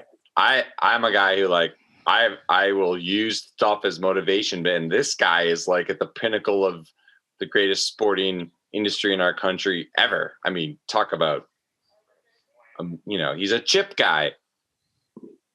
He's literally Michael Jordan's mentality. Like what Nagler said it on the chat earlier. That was the perfect analogy I've ever heard. Like MJ on his speech when he was supposed to be like all happy stuff, he called out every single person and then did this smirk. They have the exact same mentality. It's what makes them great, and that's fine. Yeah, that's fine, but you got to be self-aware enough to know that you need that stuff, right? Like Michael Jordan needed, I know Scottie Pippen's not a perfect analogy here, but he needed like good people around him, and he was self-aware enough to realize that. And I think in Aaron Rodgers' case, it's like, I don't know, it's this whole like peace thing too. Like, was he really a piece this year? Like, you just are kind of like, really? Like, what was that all bullshit? Like, I've found the greatest time of my life. I know exactly what's going on, but I'm so petty that I'm gonna wait till the draft to like piss everybody off. That's persecuted people in those mountains and ripped out their hearts and stuff. Like that was right. That sounds like a Rodgers move right there all day. That passive aggressive. I'm gonna wait till the last minute to say just to shit on everyone's dreams. I can see Amar, that. we don't get any video. You're like what's going on? My car drove in, and I am dark as night, and being in dark is probably not helping at all. Dude, wait, you're driving on the Zoom? I don't think that's legal, bro. I think you might want to. Hey, bro, it's you don't tell. He may be driving. We don't know. Like he may be driving. All right. Yeah, no, that's definitely. I mean, you selected a quarterback. Vikings just went quarterback. They just took Kellen Mond and Kellen Mond. That's a good puck. I like him, man. That's a good pick. Oh, I hate that. He tied Johnny Manziel's school record, apparently. Johnny, Oklahoma. Or no, A&M. Sorry, Texas A&M.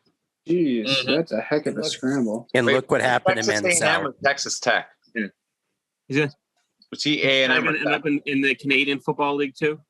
He's Texas A&M. No, he's a good prospect. I mean, to be fair, Chris Sims for like the past 5 years has been ranking these quarterbacks. I mean, he had Patrick Mahomes number 1. No one else had him on the list. He's been nailing it. He had Kellen Mond for this year number 3. Justin Fields and Trey Lance 4 and 5. Really? Yeah, he's got a track record. So if he's going to rank a quarterback that high, I'm pissed the Vikings got him. Is all I'm trying to say. Yeah, same. I'm with you on that, man. Yeah, Why are the all the way back to making good picks? Frustrating. They'll find a way to mess it up later. Have centuries of losing. They've never won anything. And so it goes back to the cultural thing of the organization. So you hope the kid succeeds, but they're the yikes. They're purple because they choke. All right, so we got some. I agree with that sentiment. Although Purple Telescope's good beer. I don't hate on the color purple just because of the Vikings. It's really hard. Guys, we got a couple super chats. I got to say, Pack Fan 39, I believe, is the first one we got here. Week 1 O-line starters. Who ya thinking? I think. Well, is the rookie starting week 1 at center? I'm going to say no. I think he's starting. No, you think he's starting too? Yeah, I think he's definitely starting. So Elton Jenkins, left tackle. I think it depends on that 3rd round pick. Yeah. Then so here's Nagler. We'll see what Nagler has to say about it, because I also will save this other super chat that's coming up where Nagler's going to be annoyed by it, so it's going to trigger him. I love annoyed Nagler. Bring it. Who doesn't like it? Week 1 opponent. Hey, do we? I don't think we do yet. Do we? Hey, Nagler, are you there yet? Yeah, I just got back. There's a super chat here, and the first one is who week 1, Pac-Fan 39, week 1 O-line starters, who ya thinking? Does the rookie start week 1 here, Nagler? Well, just getting off the Zoom call with Matt Malice Pizzo, one of the personnel guys who apparently did the scouting on this kid. Sure sounds like he's going to be given every chance to compete. They do like him at center, but he will be trained across all 3 interior positions. There's no doubt that he's not going to be handed a job, but he's going to be given every opportunity to win it. That's the early book on him. Okay, well, I got another one. I got another super chat here for you. And then I see one of my favorite bloggers ever who has given us some good stuff. I see him, but I need to trigger Nagler real quick. So let me do please. That. Let's do that. So the next one is VJ. This is the defensive homer junk that makes me sick. Rodgers MVPs times 3, Brady MVPs times 3, championships 1-7. Wake up. Sorry to rant, but it's go time. It's go time. Yeah, it's go to bed, I guess, if you hate the Packers. Bye. Is that guy from Twitter? It's go down 20% on your annual salary, which Brady did for 15 years. I've lived in Rhode Island. Thank you. Discounts so they could book guys. Because his wife made $70 million a year. So that's easily. I had two electricians in my house today, and they were like, "So is Aaron Rodgers going to go to another team, or is going to retire?" I said, "If you retired, but then you owed your boss $20 million in the first year and $15 million in the second year, would you retire?" I don't think so. What am I working for? What? Would you retire? Okay, so I spy Dusty Evely. Dusty's up, here. Hi. Hey. Hey. What's up? I've been hanging out in the background, hoping no one would notice me. What's going on? Yeah, your cover's blown now, buddy. Nope. Dude, I was gonna ask. So what are your thoughts on pick 1 and pick 2 here, bud? I fine, I guess. I don't know. I mean, it's I had my heart broken a lot in round 1, man. I wanted Greg Newsome real bad, real bad. So I'm cool with it. I'm not, I'm kind of looking at the kid they drafted, Stokes, I guess, for a piece this weekend. I like him. I don't know that I love him. I like him, but I think he's a good piece there. And then, a potential day 1 starter on the interior offensive line in round 2. It's fine. It's not sexy. I kind of wanted I wanted someone fast. I wanted someone that could do something with the ball in their hands on offense. But hey, he had 2 pick sixes this year. He can do something with the ball in his hands, and he's fast. He can. Well, and if we put him in the slot, hear me out. Now, if we put him in the, I think they make the team better. So I talk myself into them. I'm fine. I like both picks. I love it. We're asking Dusty. We're asking Dusty about the draft, and he's like breaking down Super Bowl II film. Like he's getting ready That's to what I love about drop a piece about Super Bowl I. Oh, Aaron, okay, very good. Sorry about that. Sorry about that.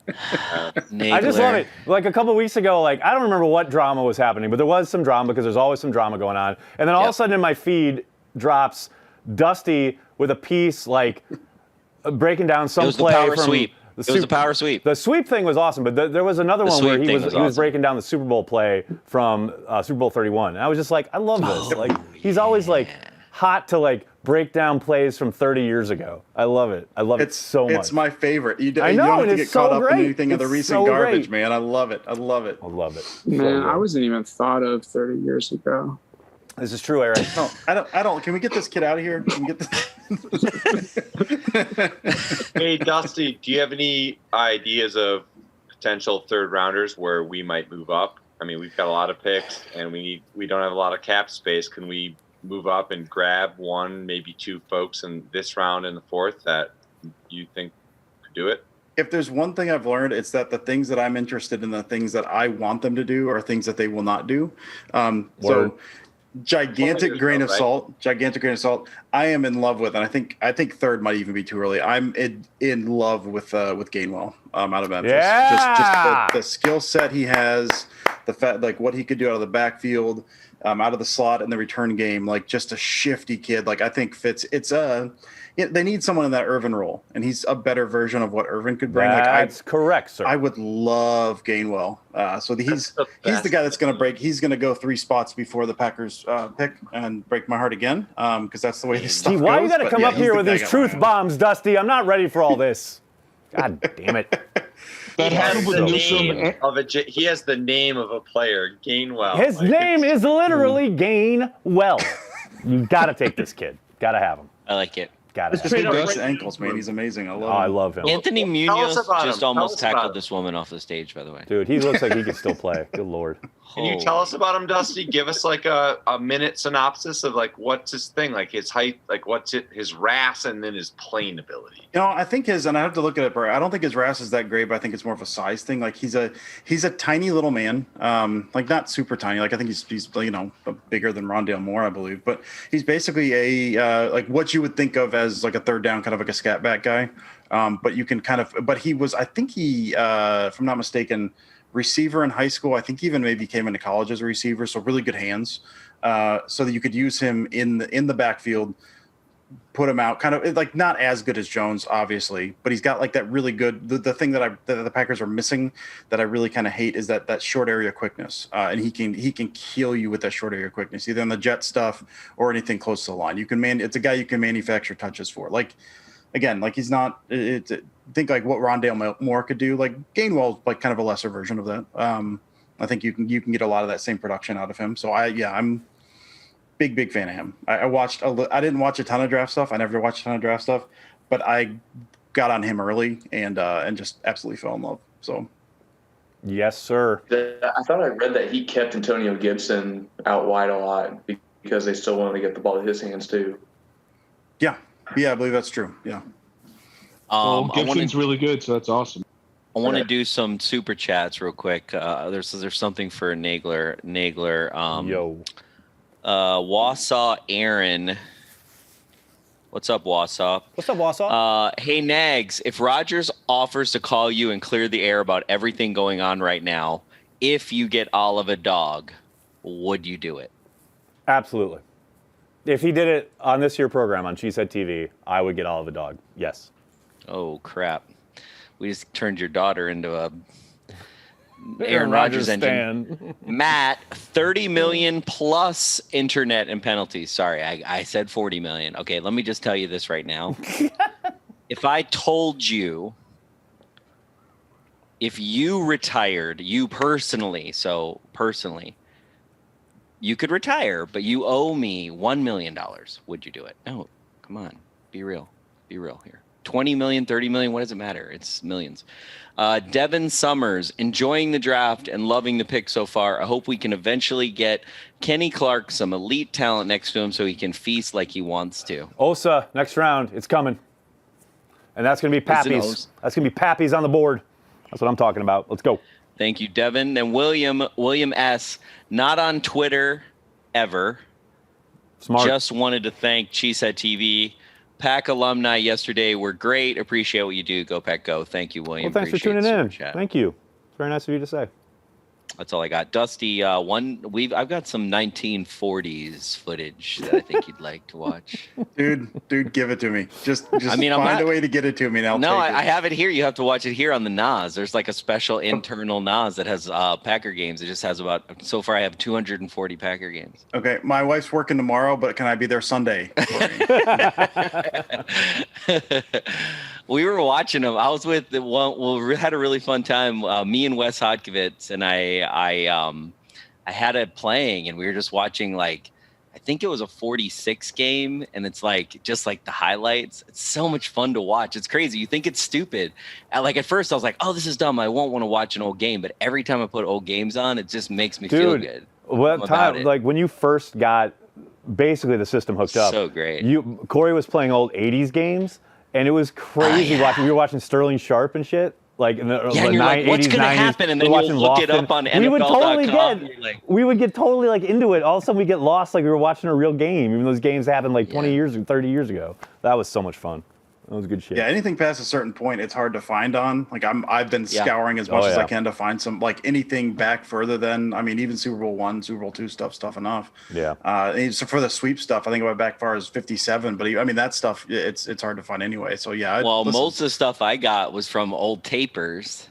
Yeah. And then they would basically tape old games. But then there were a couple guys that I met. This one dude, I bought 200 90s. I bought almost all of Brett Favre's best wins on DVD for $200. And way. It's crazy. And they're the DVD of the entire game, right? So you put the DVD in, it plays the game. And there's some of them where they cut out the commercials, so it's even better. I think How'd you find that? It sounds like there's I'm just a nerd, dude. I just be going on Craigslist and going on. Dude, I still have a ton of those because I think if it's the same guy, he would burn them. Yeah, there's 3 guys. But early on you couldn't fit it all on one disc, so you would get 2 discs and they'd be each half. You get a 2 discs. You get the first half, second half. But then as the years went on, finally the technology got to a place where you could fit a whole game on a DVD, and that was oh my god, that was amazing.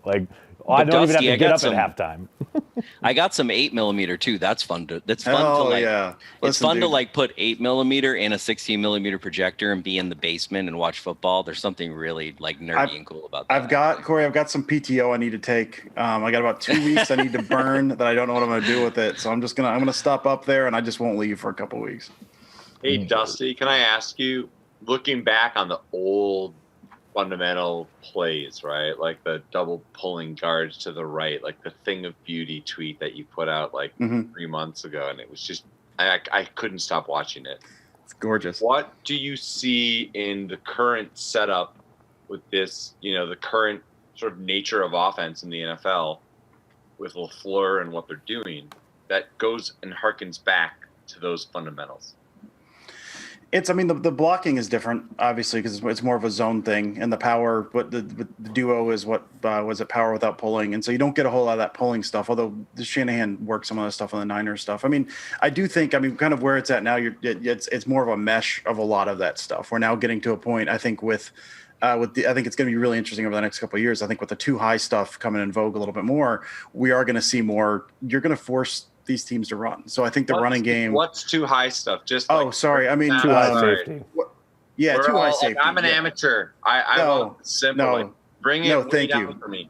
No, sorry. Yeah, too high safety. So typically what had happened before, what had been in vogue is you get a single high safety and it's whatever, cover 1, cover 3, whatever, and it's single high safety because you got more guys in the box. Well, now it's more too high because teams are wanting to pass, and you're essentially begging them because you now have, instead of 7, 8 guys down close to the line of scrimmage, you now have maybe 6 or something. You're begging them to run. So I think what's going to happen, what I hope is going to happen, I think, is that you now have you're begging teams to run on you because you've got these light boxes, but they've got these different ways to kind of spin guys down and take care of those angles. And so I think running games hopefully become a little more dynamic. Because you're now forced to do that. It's less efficient, so teams don't want to do it, but you're going to have to eventually. And so I think you're going to see maybe a return of some of that more dynamic running game, maybe some more of the pulling, some more kind of what we think of as traditional power, kind of mixed in with modern concepts. So I think I do think that's kind of the next wave. I think Shanahan's been doing that in San Francisco. The Packers started working that on a little bit more last year, but I do think that's kind of the next wave.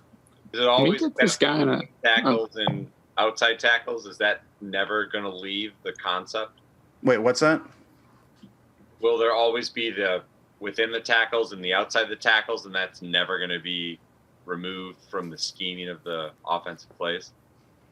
What do you mean inside? I'm sorry, inside the tackles and outside the tackles. Well, as the line moves differently, will it always be we're going between the tackles or outside the tackles, and that's always kind of the aim point. If that makes sense. Yeah, I mean, I mean, I believe so. I believe so. To one extent or another, I believe so. Yeah. Steve, we should get you on a watch party. Could be like our Tony Romo, where we just know everything before it happens. So when I watch games, after the fact, I try to dig into all the little stuff and everything. During the game, I yell a lot. I don't know how good I am during the game. I just yell a lot. Still could be our Tony Romo. I used to be that way. I used to yell a lot. Now I just listen to Nagler yell in my ear. I don't know what you're talking about. So I got some super chats I want to go to, people. All right, I'm uploading a video, so I'm listening. Go. Okay, RR Smith 30 with the super chat. AR12, if you're low key watching this, I love you, man, but you're hurting my heart, bro. You're killing me, man. Do what you're going to do. This guy's going through something tonight. RR Smith, thanks for the super chat. He's killing me too, buddy. Hey, Steve Snyder. Kirk Cousins on the hot seat.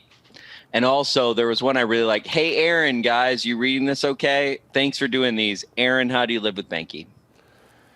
It's much like the Packers live with MVS. I know he drops a few, but every once in a while he hits a home run, and it's awesome. It's an acquired taste. Yep, Let's just say this. Very much You so. must like Vietnamese turbinado cinnamon. This is true. This is very true. Whatever. It's going to be the new running joke now is the Vietnamese cinnamon. Oh, my God. I love it. Wait, where did it go? Oh, there it is. Sorry, guys. After every pick, we have to upload a video and all this stuff and blah, blah, blah. And I'm doing all that because that's what I do. So forgive me. I'm a little busy. Corey, talk to the people. Thanks, Coach. No problem. Washington pick is in. Oh, boy. Washington. Get an actual team name.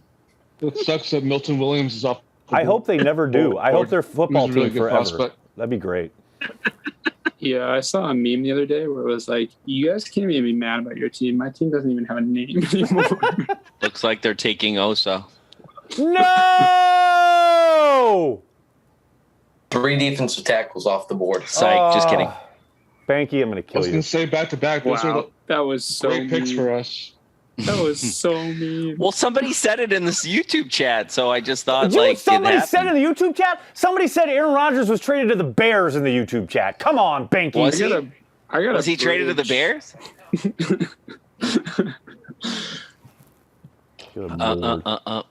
Everybody's saying sorry, Negs, bye Osa on this YouTube chat. Why are they saying that? No. Or they're just trying to trigger you? No. We still got Barron. Closer to the Cowboys is what they're saying. God damn it. I figured they were right. YouTube chat is very rarely wrong in this here channel. Right. Joseph, who's that other defensive tackle that you're talking about? Because Milton and Nags guy were Dixon hasn't been taken. top two. Oh, really? I don't think.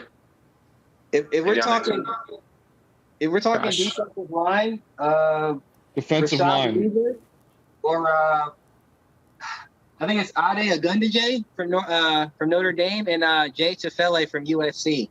but I'm not sure if they're going to go. So Joseph, did you use the Cheesehead TV draft guide, or did you just do your draft board all by yourself?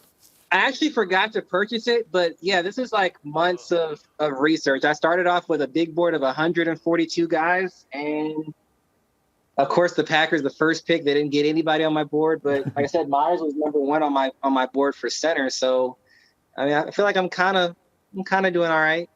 You said defensive line. Are you just saying defensive ends and outside linebackers, or are we talking defensive tackles and nose tackles like Nixon, like that? So, like, the way I did the defensive line class this year is guys who could play minimum a 3 and a 4 technique, because I just don't know. Well, Kenny can move around anywhere. So that's my question. Who is still available right now to where Kenny can not play nose tackle? That's what I'm asking. Tefele and Agunda J. As far as third round. Other than that, we're looking at Bobby Brown in the 4th or the 5th round. And Bobby Brown out of A&M. You will be there every little step I make. We'll be together. He said Bobby Brown. Here's the thing about this. Bobby Brown. Come on. Yeah. We've got to get Bobby Brown for Nags. He's a good player, and he can sing. Gonna go to a super chat at this moment because I need to get out of the segment. Kelvin Farrell, thanks for the super chat. Vietnamese cinnamon to the Packers in round 3. Yes. There it is. There we go. There we go. I like it. I like it a lot. I mean, I'm just gonna tell you, I do like Vietnamese cinnamon better than other cinnamons. I didn't realize that until tonight. Until just now. What's the difference? Holy moly, do I see? I don't know what the difference is, but I like it. The third leg of this here website just got on the Zoom over here. Look at this guy down here. Good evening, guys. What's up, Jersey Al? In the house. What's We up, excited Al? about that? Hey, I just got finished writing the post on this exciting pick that we just made. You damn what do we all right. think? Oh, we love it. We're in. I haven't seen a tweet. I haven't heard one reaction, so I'm curious. I'm all in. I talked to. We're all here. Yeah, exactly. Tweeting. Nobody's tweeting. We're all here. I talked to the scout, and I was on the Zoom call, and he says he's going to come in and compete at center primarily at first, but they think he can probably play all 3 interior spots. I love it, man. One Ohio State center to another. Let's go. I'm in. Pure need. People aren't complaining though about another wasted pick. I mean, we're not hearing that. Oh no, yeah, no. The YouTube chat is really pissed, but Okay. But was he in the BPA range, right? Not just a need, right? Hey, Joseph called it. Joseph, where are you? Yep. Like Joseph called it. We were coming down the stretch there. He's Joseph taking people off his board, I think. He's got there he is. Yeah, Joseph called it like 3 or 4 picks prior. Nice. Joseph must be a monster at fantasy football. Joseph, tell us about him. Like, right? Was he in the best player available range? And Al, we want to hear your thoughts on that too. It's hard to rate a center as a best player available. Like I said, he was the number 1 center on my board. He was up there. He didn't test because I didn't have a RAS rating for him, so I wasn't sure how they felt about him. But like I said, I want to say he was at least a 2 or 3 year starter, and in the playoffs he didn't allow a single pressure. And when it comes to like the college football playoffs, you want to look at the talent. Like, how does this guy do against the best, in the competition? Like a lot of people like Creed Humphrey, but that's the Big 12, and they say there's no defense in the Big 12. And then Landon Dixon had way too many injuries, and I knew he was totally off the Packers board. So it was just kind of like he was the best guy. But like with a center, I wouldn't call him the best player available. The Packers could have gone anywhere really with that pick, but I mean he was up there. I wouldn't necessarily call him the best player available. Once Marshall went off, I think he probably top 10. I would have took still Browning. I would have took Browning definitely. Love Browning. Hey, but to your point, man, that's a really good point about the competition level. And it is literally something the scout just mentioned as far as coming from a program like Ohio State, where you're not only playing big-time college football, in the playoffs, you're playing the best teams, your best opponents. But because you're at Ohio State, you are going up against future Hall of Famers every day in practice, not Hall of Famers, future NFL players every day in practice instead of the future gym teachers of America. You know, you are iron sharpening iron at that point. It's not like if you are in a program that maybe isn't, you know, high level like Ohio State, Alabama, Clemson, etc. Every day in practice, you're going up against guys who are probably going to get drafted, unlike a lot of other schools. So that's a really good point. Right. I mean, okay, wait. Okay, because this is still a fucking NFL channel. Okay. Yes. But it's still college. Still some bullshit. Okay. There's like 2 guys that are going to get drafted at Ohio State, or maybe 3 or 4, but there's 50, 70 guys on there. They're not all going to get drafted. That's true. But when you go to Ohio State, it's with the, like, guys go to Ohio State like, okay, if I'm there, I'm going to at least get a look. Like, even guys. No, I hear you. I'm just like, we're like this close to being like the Wisconsin Badgers can beat the Green Bay Packers on a given Sunday. No, okay, so let's nobody's just saying that. Relax. Let's just close this down. You're just so anti-college football. You got to hate on it any chance you get. That's the difference. Yeah, I have a Packers channel. I know. I'm aware. From a guy who used to play traveling football and have been to like regional combines and whatnot, a guy will go there. He'll wear a University of Florida football shirt, and a scout will be like, I don't remember that kid, but let me do some research here. And that's with Ohio State. A guy goes there and it's like, I'm gonna at least get a look. I might be garbage, but they're gonna give me a look. Yeah. Well, it's the same idea like going to Yale or going to Harvard in business. It's like, oh, you're gonna get a job. Like you're gonna get a job right away. You're gonna get a thing. That's a very, very. I had something I was going to actually get hit Nagler with because I knew it was gonna kind of piss him off. Oh yeah, VJ's back. Content with almost winning it all, quote unquote. The default Wisconsin sports fan position. Can we give that guy some of the why are you giving voice to the troll, Banky? That's what I don't get.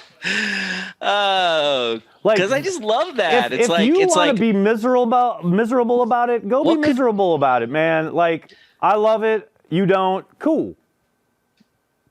Like, it's that simple. It's really that simple. Dig what you dig. You dig being miserable about it. I dig the hopeful, the forward movement, the idea that this team loves to develop guys. And they're not a player or 2 away. Everyone likes to, they're a player or 2 away from yeah, you know what player they were a player away from for getting to the Super Bowl? David Bakhtiari. Freak injury late in the season in practice kept the Packers out of the Super Bowl. Not a player or 2 away that they didn't draft. Good Lord, get your head out of your butt. Well, and that's the thing. It's like so the really funny thing about this whole idea is that if you believe in the concept in the NFL of somewhat parity, right? You might have 4 to 6 teams that are a lot better than the other second tier, let's call them. But I think we all believe in this idea, you know, unless, you know, they're playing it's Boston, the Patriots are playing and the refs are going to give them the game.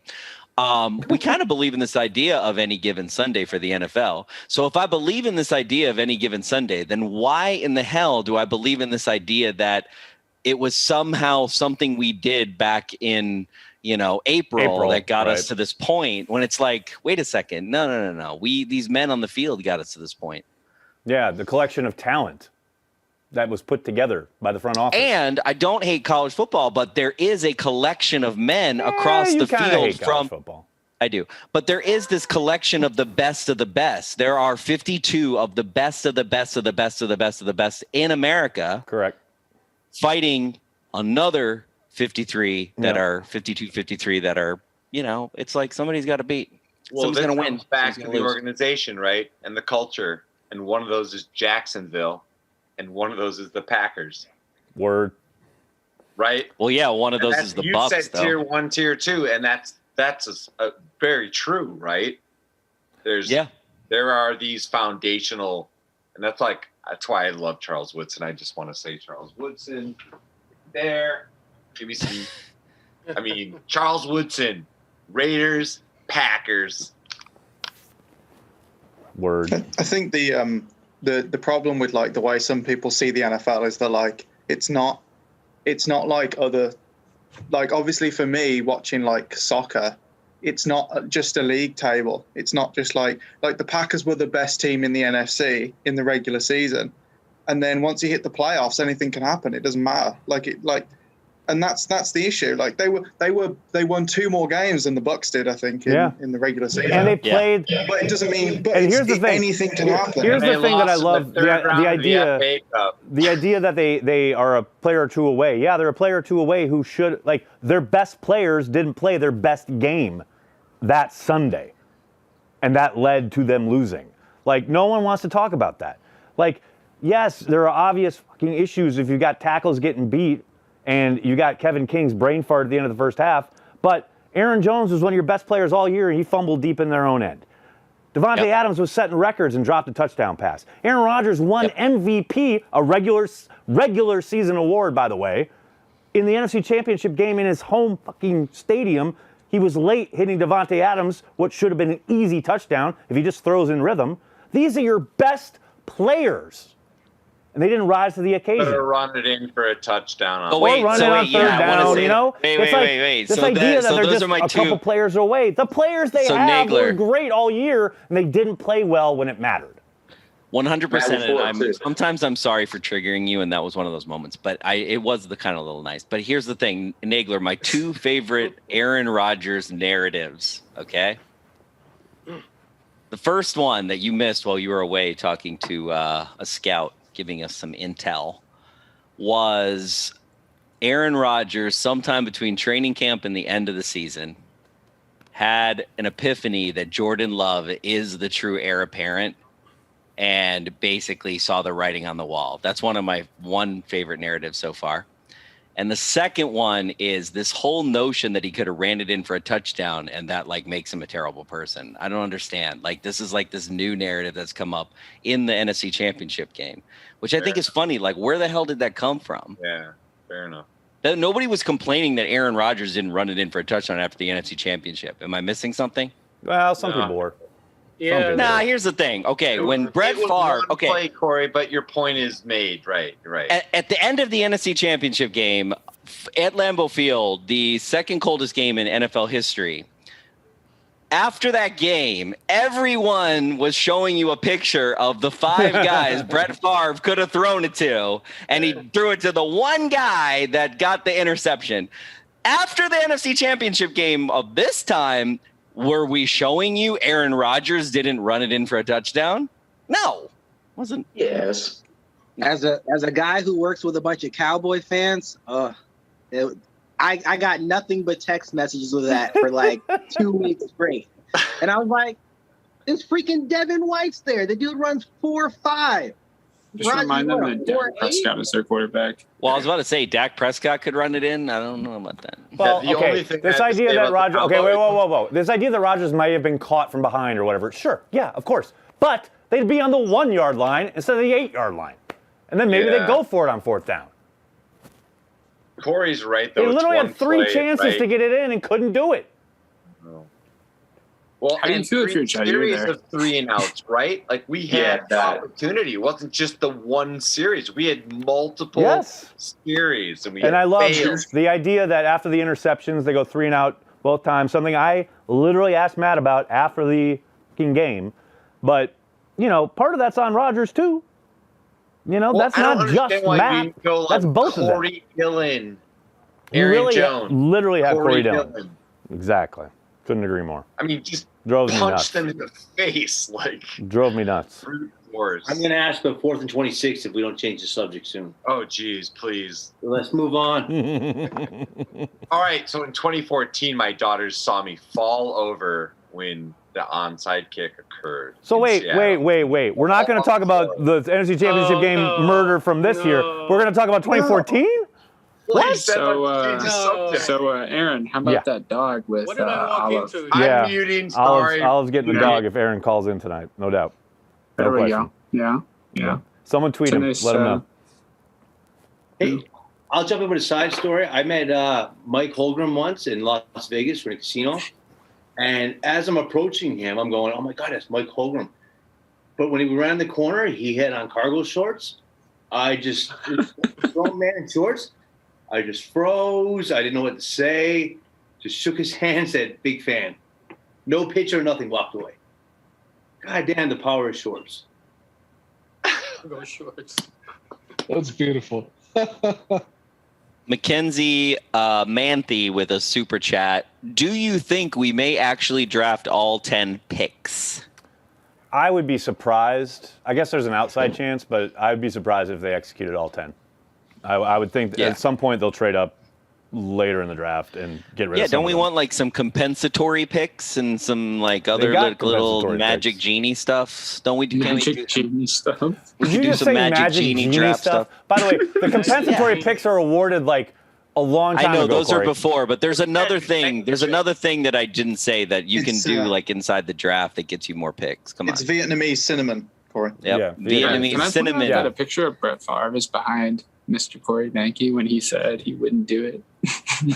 I didn't. No, I wouldn't do it on night one. But then when I realized, based on Twitter telling me that Brett Favre is actually a Sith Lord, that changed everything in my mind. Oh, that's so sad. Because if you think about it, Brett Favre is the reason we're in the position we're in today. Yeah, you can never. And you got to give mad props to the man for that. I'll never forget Brent. I'll never forget Brent. One of my favorite Love shirts. you, Brent.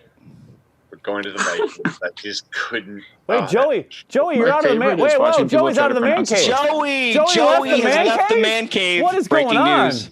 Big moves breaking. Per sources, I have moved. Sources are telling me making a move up. Wait, Joey. This is what we're Joey, hearing. I don't know. Wait, whoa, Joey. I have no idea why I was just told this, but my producer in my ear literally just said, Molly just said, he's drinking a Diet Dr. Pepper. I don't know why. I don't know why Important. I mean, is that what the kids are calling it nowadays? Diet Dr. Pepper? Al, put your microphone closer. We can't hear you, Al. Me? Okay. I'm so confused. Molly. I mean, what are you confused about? She just was making sure you knew he wasn't drinking Molly, beer. There's no alcohol in this. Hey, can we go back to Al to ask him to give us his synopsis of the article about, is it Myers Center? Josh Myers? Yeah. Well, I mean, I didn't study centers for the guide. I was just the editor of the guide. So the only position I really watched tape on were the offensive tackles. But I do have in front of me here a scouting report from an official organization that actually works with the teams and gives them information. So if you want, I can read you just a little bit here, just like the summary, because it's like 20 pages long. I don't think you want to hear that, but so I'll do that for you. Josh Myers, 2-year starter, Miamisburg, Ohio. Earned first team All Big Ten honor. The light isn't good enough here. Hold on. Okay. Earned first team All Big Ten honors in 2020, second team in 2019.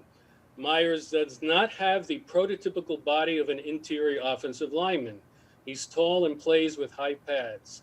While he may be a candidate to change positions, he has the physical tool set and smarts to try and develop over time. Has a strong punch and shows the athleticism to play fast. If his hands line up well on a defender, he can ride defenders, both big and fast, out of a play. Projects as a versatile interior backup early on, but certainly has the tools of a starter down the road. Has plus length for the position and a wide frame that will hold more functional mass. Quality straight line athlete that shows a high level of physical potential. Can get across the interior defensive lineman in a hurry while maintaining power. Moves to the second level quickly. Strong lockout game and pass protection against bull rushers. Maintains solid hand contact and will keep his base wide enough. Smart, heady player that has the tool set to play multiple spots along the offensive line. Pad level needs to come down. Fringe lower body engagement over-reliant on hands will cause him to punch high and leave him vulnerable to holds. Quick change of direction pre-engagement can beat him. Inconsistent mirror with his feet. Straight line speed does not translate to quickness in a phone booth. They had him rated as a 3rd and 4th round prospect. Nice. I could listen to that. We need to put that on, like, you know how like you have the thing where you get the weather. I got my producer laughing in my ear. He's like, how you have like the weather. I like listen to the Wisconsin weather, but I could have Jersey Al just like reading like all the players that we picked, like the 20-page scout report. on loop. Can do it. Just scouting reports. And where's Dusty? You could bring up this whatever scouting reports we have historically. That would actually be a work of art.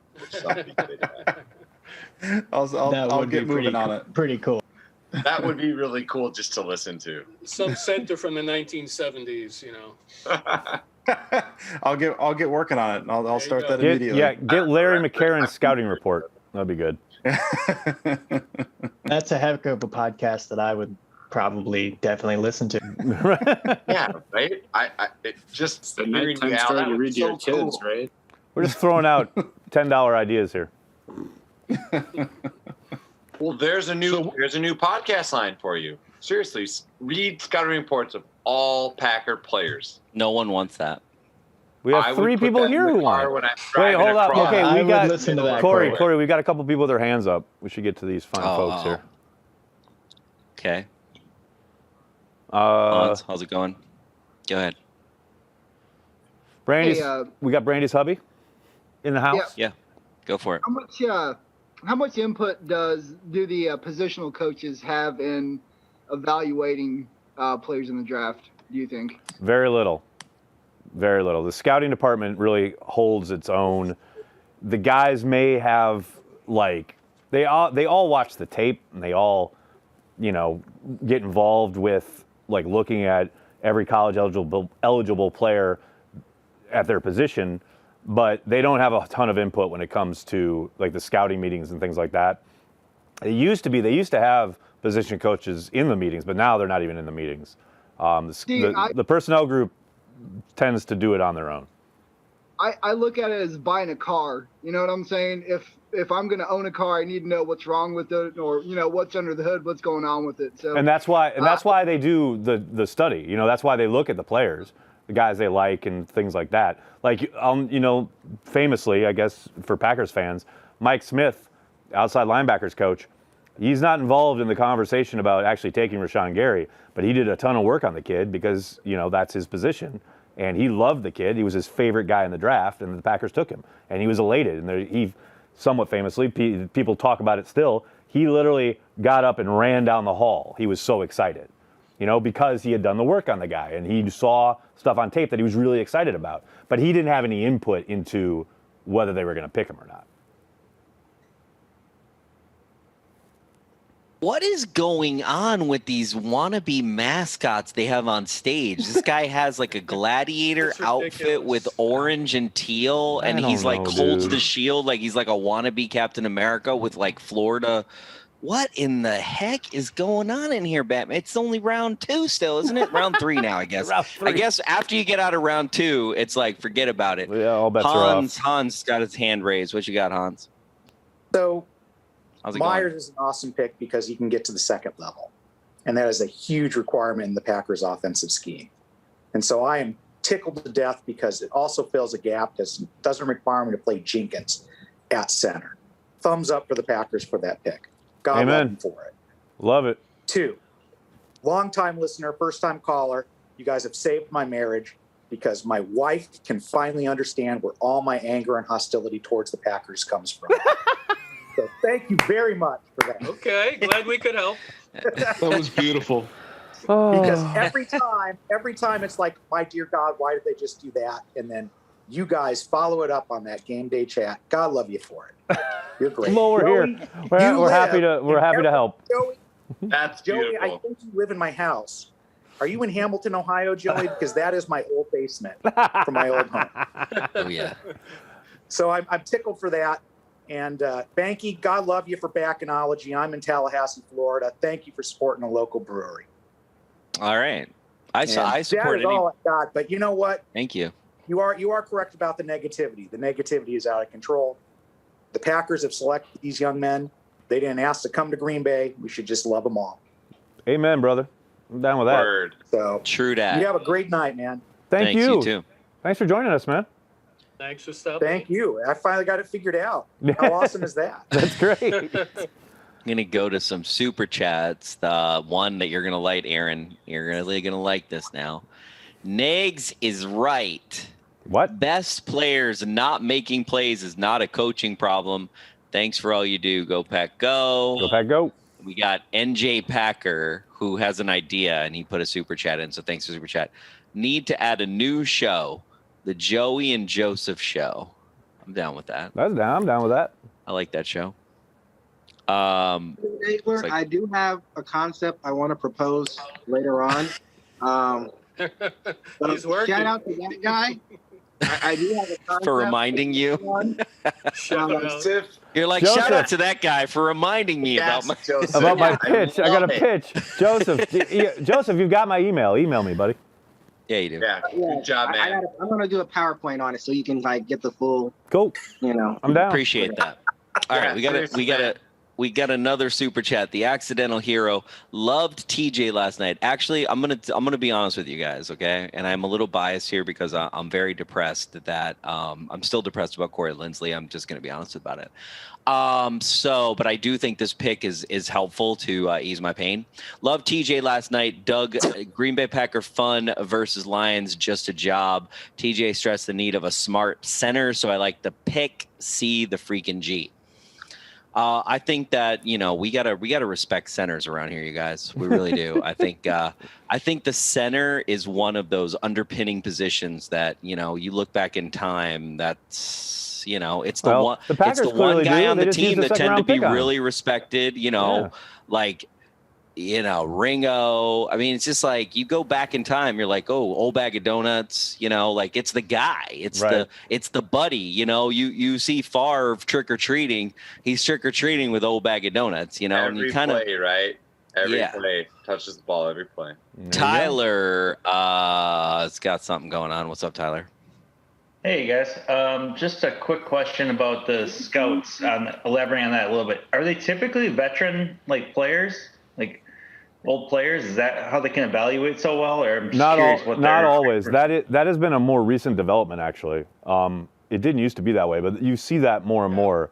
You saw Brady Ross has recently become a scout. You've had guys who've made that transition, but more often than not, it is guys who probably stopped playing before the pros. Oftentimes, it's guys from small schools. Brian Gutekunst, he's a small school Wisconsin guy. But yeah, it is happening more now, and there's some really good evaluators coming up like that. One of my favorite guys is George Foster, who used to play for the Broncos, and he now works for the Rams, and he's got a great eye for talent. And you got to think, playing in the league, you have some idea. But I'll tell you what, you talk to plenty of guys who played in the league who can't scout for shit.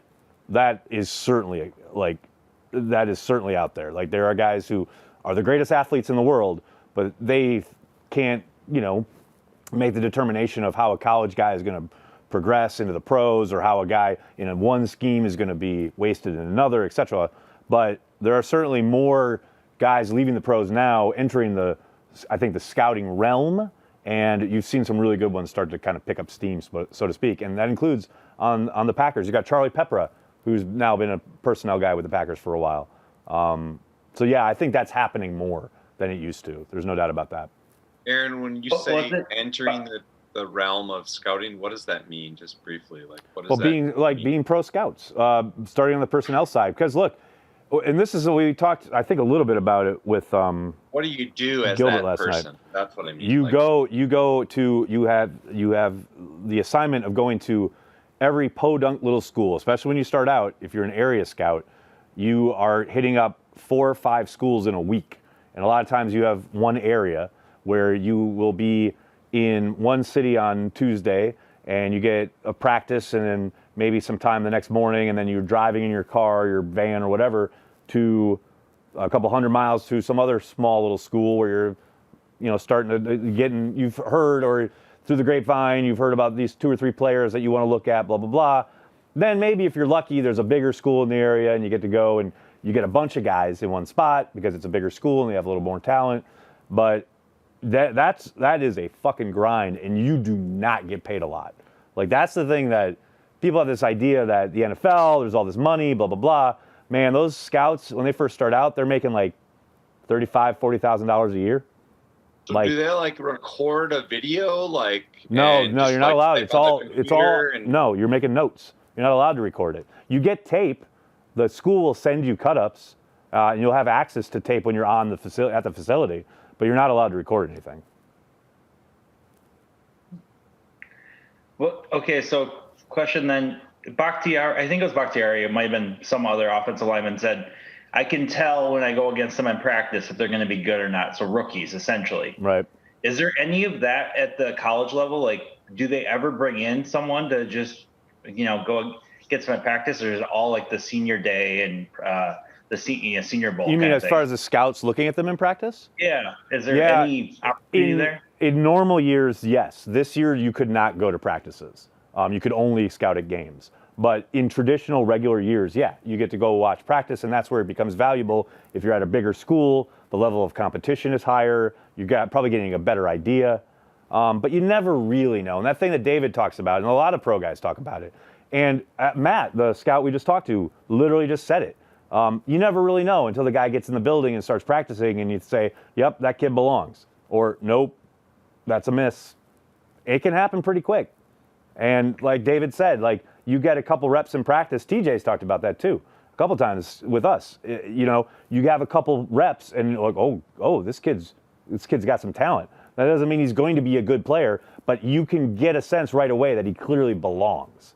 Now, how he develops, that remains to be seen. But you separate this guy belongs in the NFL versus this guy's going to collect a paycheck for a few years and he's going to be gone pretty quickly. Nice. Thanks. No problem. Winning mentality, right? Comes down to finding that winning mentality. I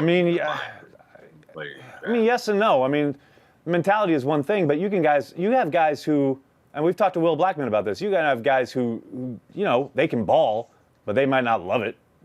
They literally come to work for a paycheck because this is what, the kind of genetic lottery has handed them.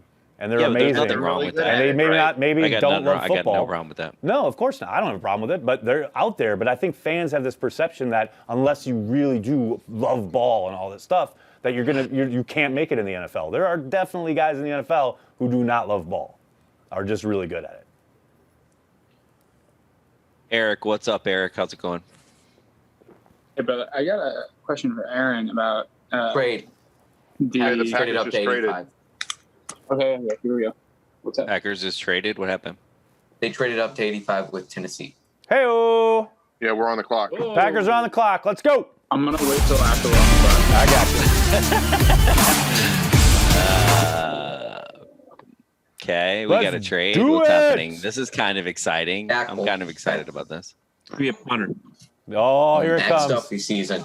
Come on, Jabril If it's a Cox. punter, I'm not going to be happy right now. Packers are on the clock. Happy time. Oh, please. Gainwell. Gainwell, baby. Let's go. Let's go, Pappy.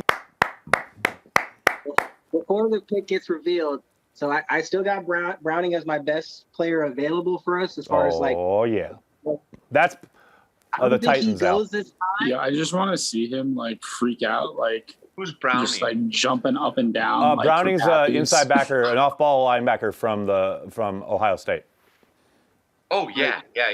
Okay, thanks. No problem. Look for a Jonathan Marshall out of Arkansas who plays defensive line. The guy plays with his hair on fire. There you go. And he get Kenny some help. So that was early for Chauncey Golston right there, guys. Is he big? I think he's like 6'2" or 300. Oh yeah, like so. Kenny Clark help, right?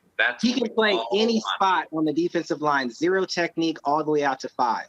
That's awesome. Green Bay receives 85th overall pick. Titans receive 92nd overall pick, 4th round pick, 135th. There you go. There's Goody using some of that ammo. Nice. Come on now. Let's go. Let's go, So Goody. there's the answer to that. There's the answer to that question. The pick is in. Let's go. Look at Al with the graphic. Well done, Al. Look at that. Look at that building lit up with That's the G hot. on That it. is Wow, fucking that's hot nice. right there. Green Bay should just make that building. They should just be like, oh, let's just make this building. Let's have this happen. Boom. We'll put it in Corey's backyard. It'll be perfect. Well, they've got the land, it seems, right? They do. It's true. Okay, let's go. Okay. Pick is in. Let's Wait. go. I don't understand this whole sitting. Oh, they got the Bell and Health sponsor Yeah, mask. I like of it. course, yeah. I'm gonna find You gave this. up a 4? A 4th, yeah. Look at you have a 6. So It's a NFL 4th. Chief Football Relax. Administrative Officer. That's exciting. A 4th know, right? is a role player, if you ask me. Amari Rodgers, let's go. Rodgers to Rodgers. There we Is go. that Happy's? Yeah, play it out. Play it. Rodgers to Rodgers. Playing some footage now on the feed. Well, footage.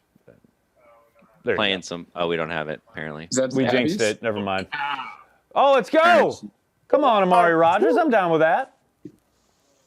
I'm surprised they went there. Jordan Love any kind of help. What does that say about this guy that they traded up for him? That they like him. Does he break the thresholds? Is he under the threshold? I thought he was under it, but I'm not sure. 5'9", right? That's He's Yeah, 5'9" 9.5. He's not in the 5'9" threshold. He's He's not that even in the underneath guy. rats. Brandon did a piece on him on our website a couple weeks ago. This kid wants to be Randall Cobb, basically. They've I don't literally hate that. drafted a receiver called Rodgers. Like the national media is going to have so much fun with this one. But the problem was he wasn't drafted in the first round. Right. So it doesn't count. Right. Guys, we got to get Love some weapons. Come on. Got to give Love Man, some this- weapons. This is like the most ridiculous. Like 5'9" to 12. That is a legit build. It's like Montgomery finally found the offense. Like, I always loved Ty Montgomery, and McCarthy didn't have the offense for him. Maybe this is it. I love it. 2.0, right? I love it. I feel like the media is like playing with a 3-year-old in Monopoly, where they just keep changing the rules. Yeah, that's kind of it. Because the rules keep changing on them. I like It's it. ridiculous. Well, okay, I'm sorry, not this media. You guys are different. All right.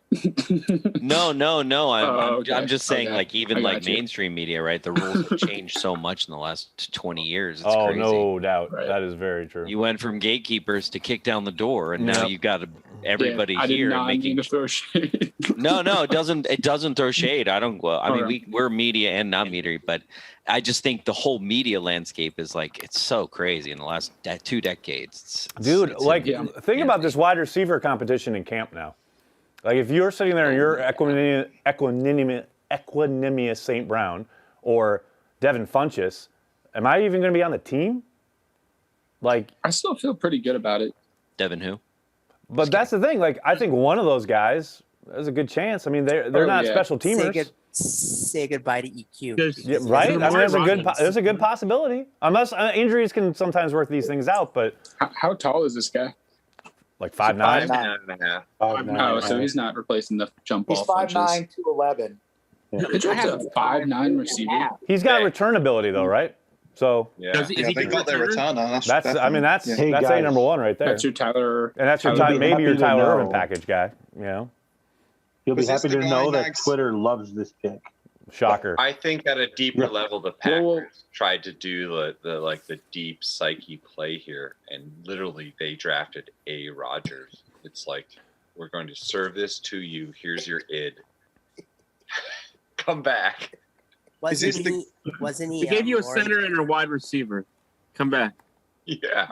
He was Trevor Lawrence's safety valve too. So he plays that role. well. Oh, he did? Yeah. I had a couple of teams worked him out at running back, which is always. All right, Ant. I have a question. Yes, sir. When you were doing movie reviews with your daughter, Yeah. right? Yes. What happened to those? what I need. Like those were so good. I thought I would hate them, but I ended up really, really liking them. Well, really good. that's very nice of you to say. We actually just spoke this morning about doing another one possibly this Sunday. So stay tuned. They may be coming back. Okay. Yeah, those were good, dude. I really liked them. Thank you. Max, all right. was this the guy? Sorry. No, go ahead. Was this the guy, Amari Rodgers? Am I right? Is this the guy that you said earlier, like really, really wanted to go to the Packers? Yeah. He was like loving it. Like he loved that idea. He really talked it up. Hey, Roger, hold on a second. I'm going to try and find the. He really wants to play with Rodgers. Exactly. And he talked about Cobb and Montgomery. Yep. Amari Rodgers sees himself in Randall Cobb type role for Packers. Brandon on our site, who he may be here tonight. I sent the link to all of our contributors. Maybe he's here. I don't know. He was on the Zoom call with him and got a whole article out of it. Did a really good job with it. That's such a cute kid. I'll see if I can. I miss those. I hope he brings those same game clinching catches that Cobb always seemed to make. Like he was like the master at those game clinching, back-breaking kind of catches just at the right moment at the end of the game. Right. Against Chicago, I really too. miss that from Cobb. I just miss the relationship between Rodgers and like receivers, because now it just feels like it's just Adams, where he's like yelling at everybody else, and then you just see like him when Adams is like, man. Yeah, but he had great moments with MVS this year. That's I true. hear you though. That's true. I hear you. So tidbit here: Amari Rodgers' athletic score is only 5.37. This is a total deviation from Well, that's why I Gutekunst's think playbook. I just said on Twitter. I think they probably view this more as the Irvin role than they do a strict wide receiver. That would be my I hunch. would probably agree with you, given that. That's my guesswork there. But his 10-yard split was awful. Oh It was no, only the Vikings selected Wyatt Davis. Willie Davis is. Yeah, they just showed Willie Davis highlights. Look at this right here, Nick. Yeah. We gotta get Kenny some help because the Vikings are about to run it down our throats. Yeah, but everybody said that last year. Remember last year when everyone said, "Oh, here comes Derrick Henry. Derrick Henry's going to run it down our throat." And then guess what didn't happen? Derrick Henry didn't run it down their throat. Narrator. All my friends said that didn't happen. Hey, I'm gonna do some super chats here, Nagler. All right. Here's how we're doing this, people. We got Overshadow Sean super chat. I had nothing else. Marcus Sacco. If this second round O line is as good as the last second round O line, I'm all in. Got a trade with San Francisco and the Rams. We got here Mike Malone.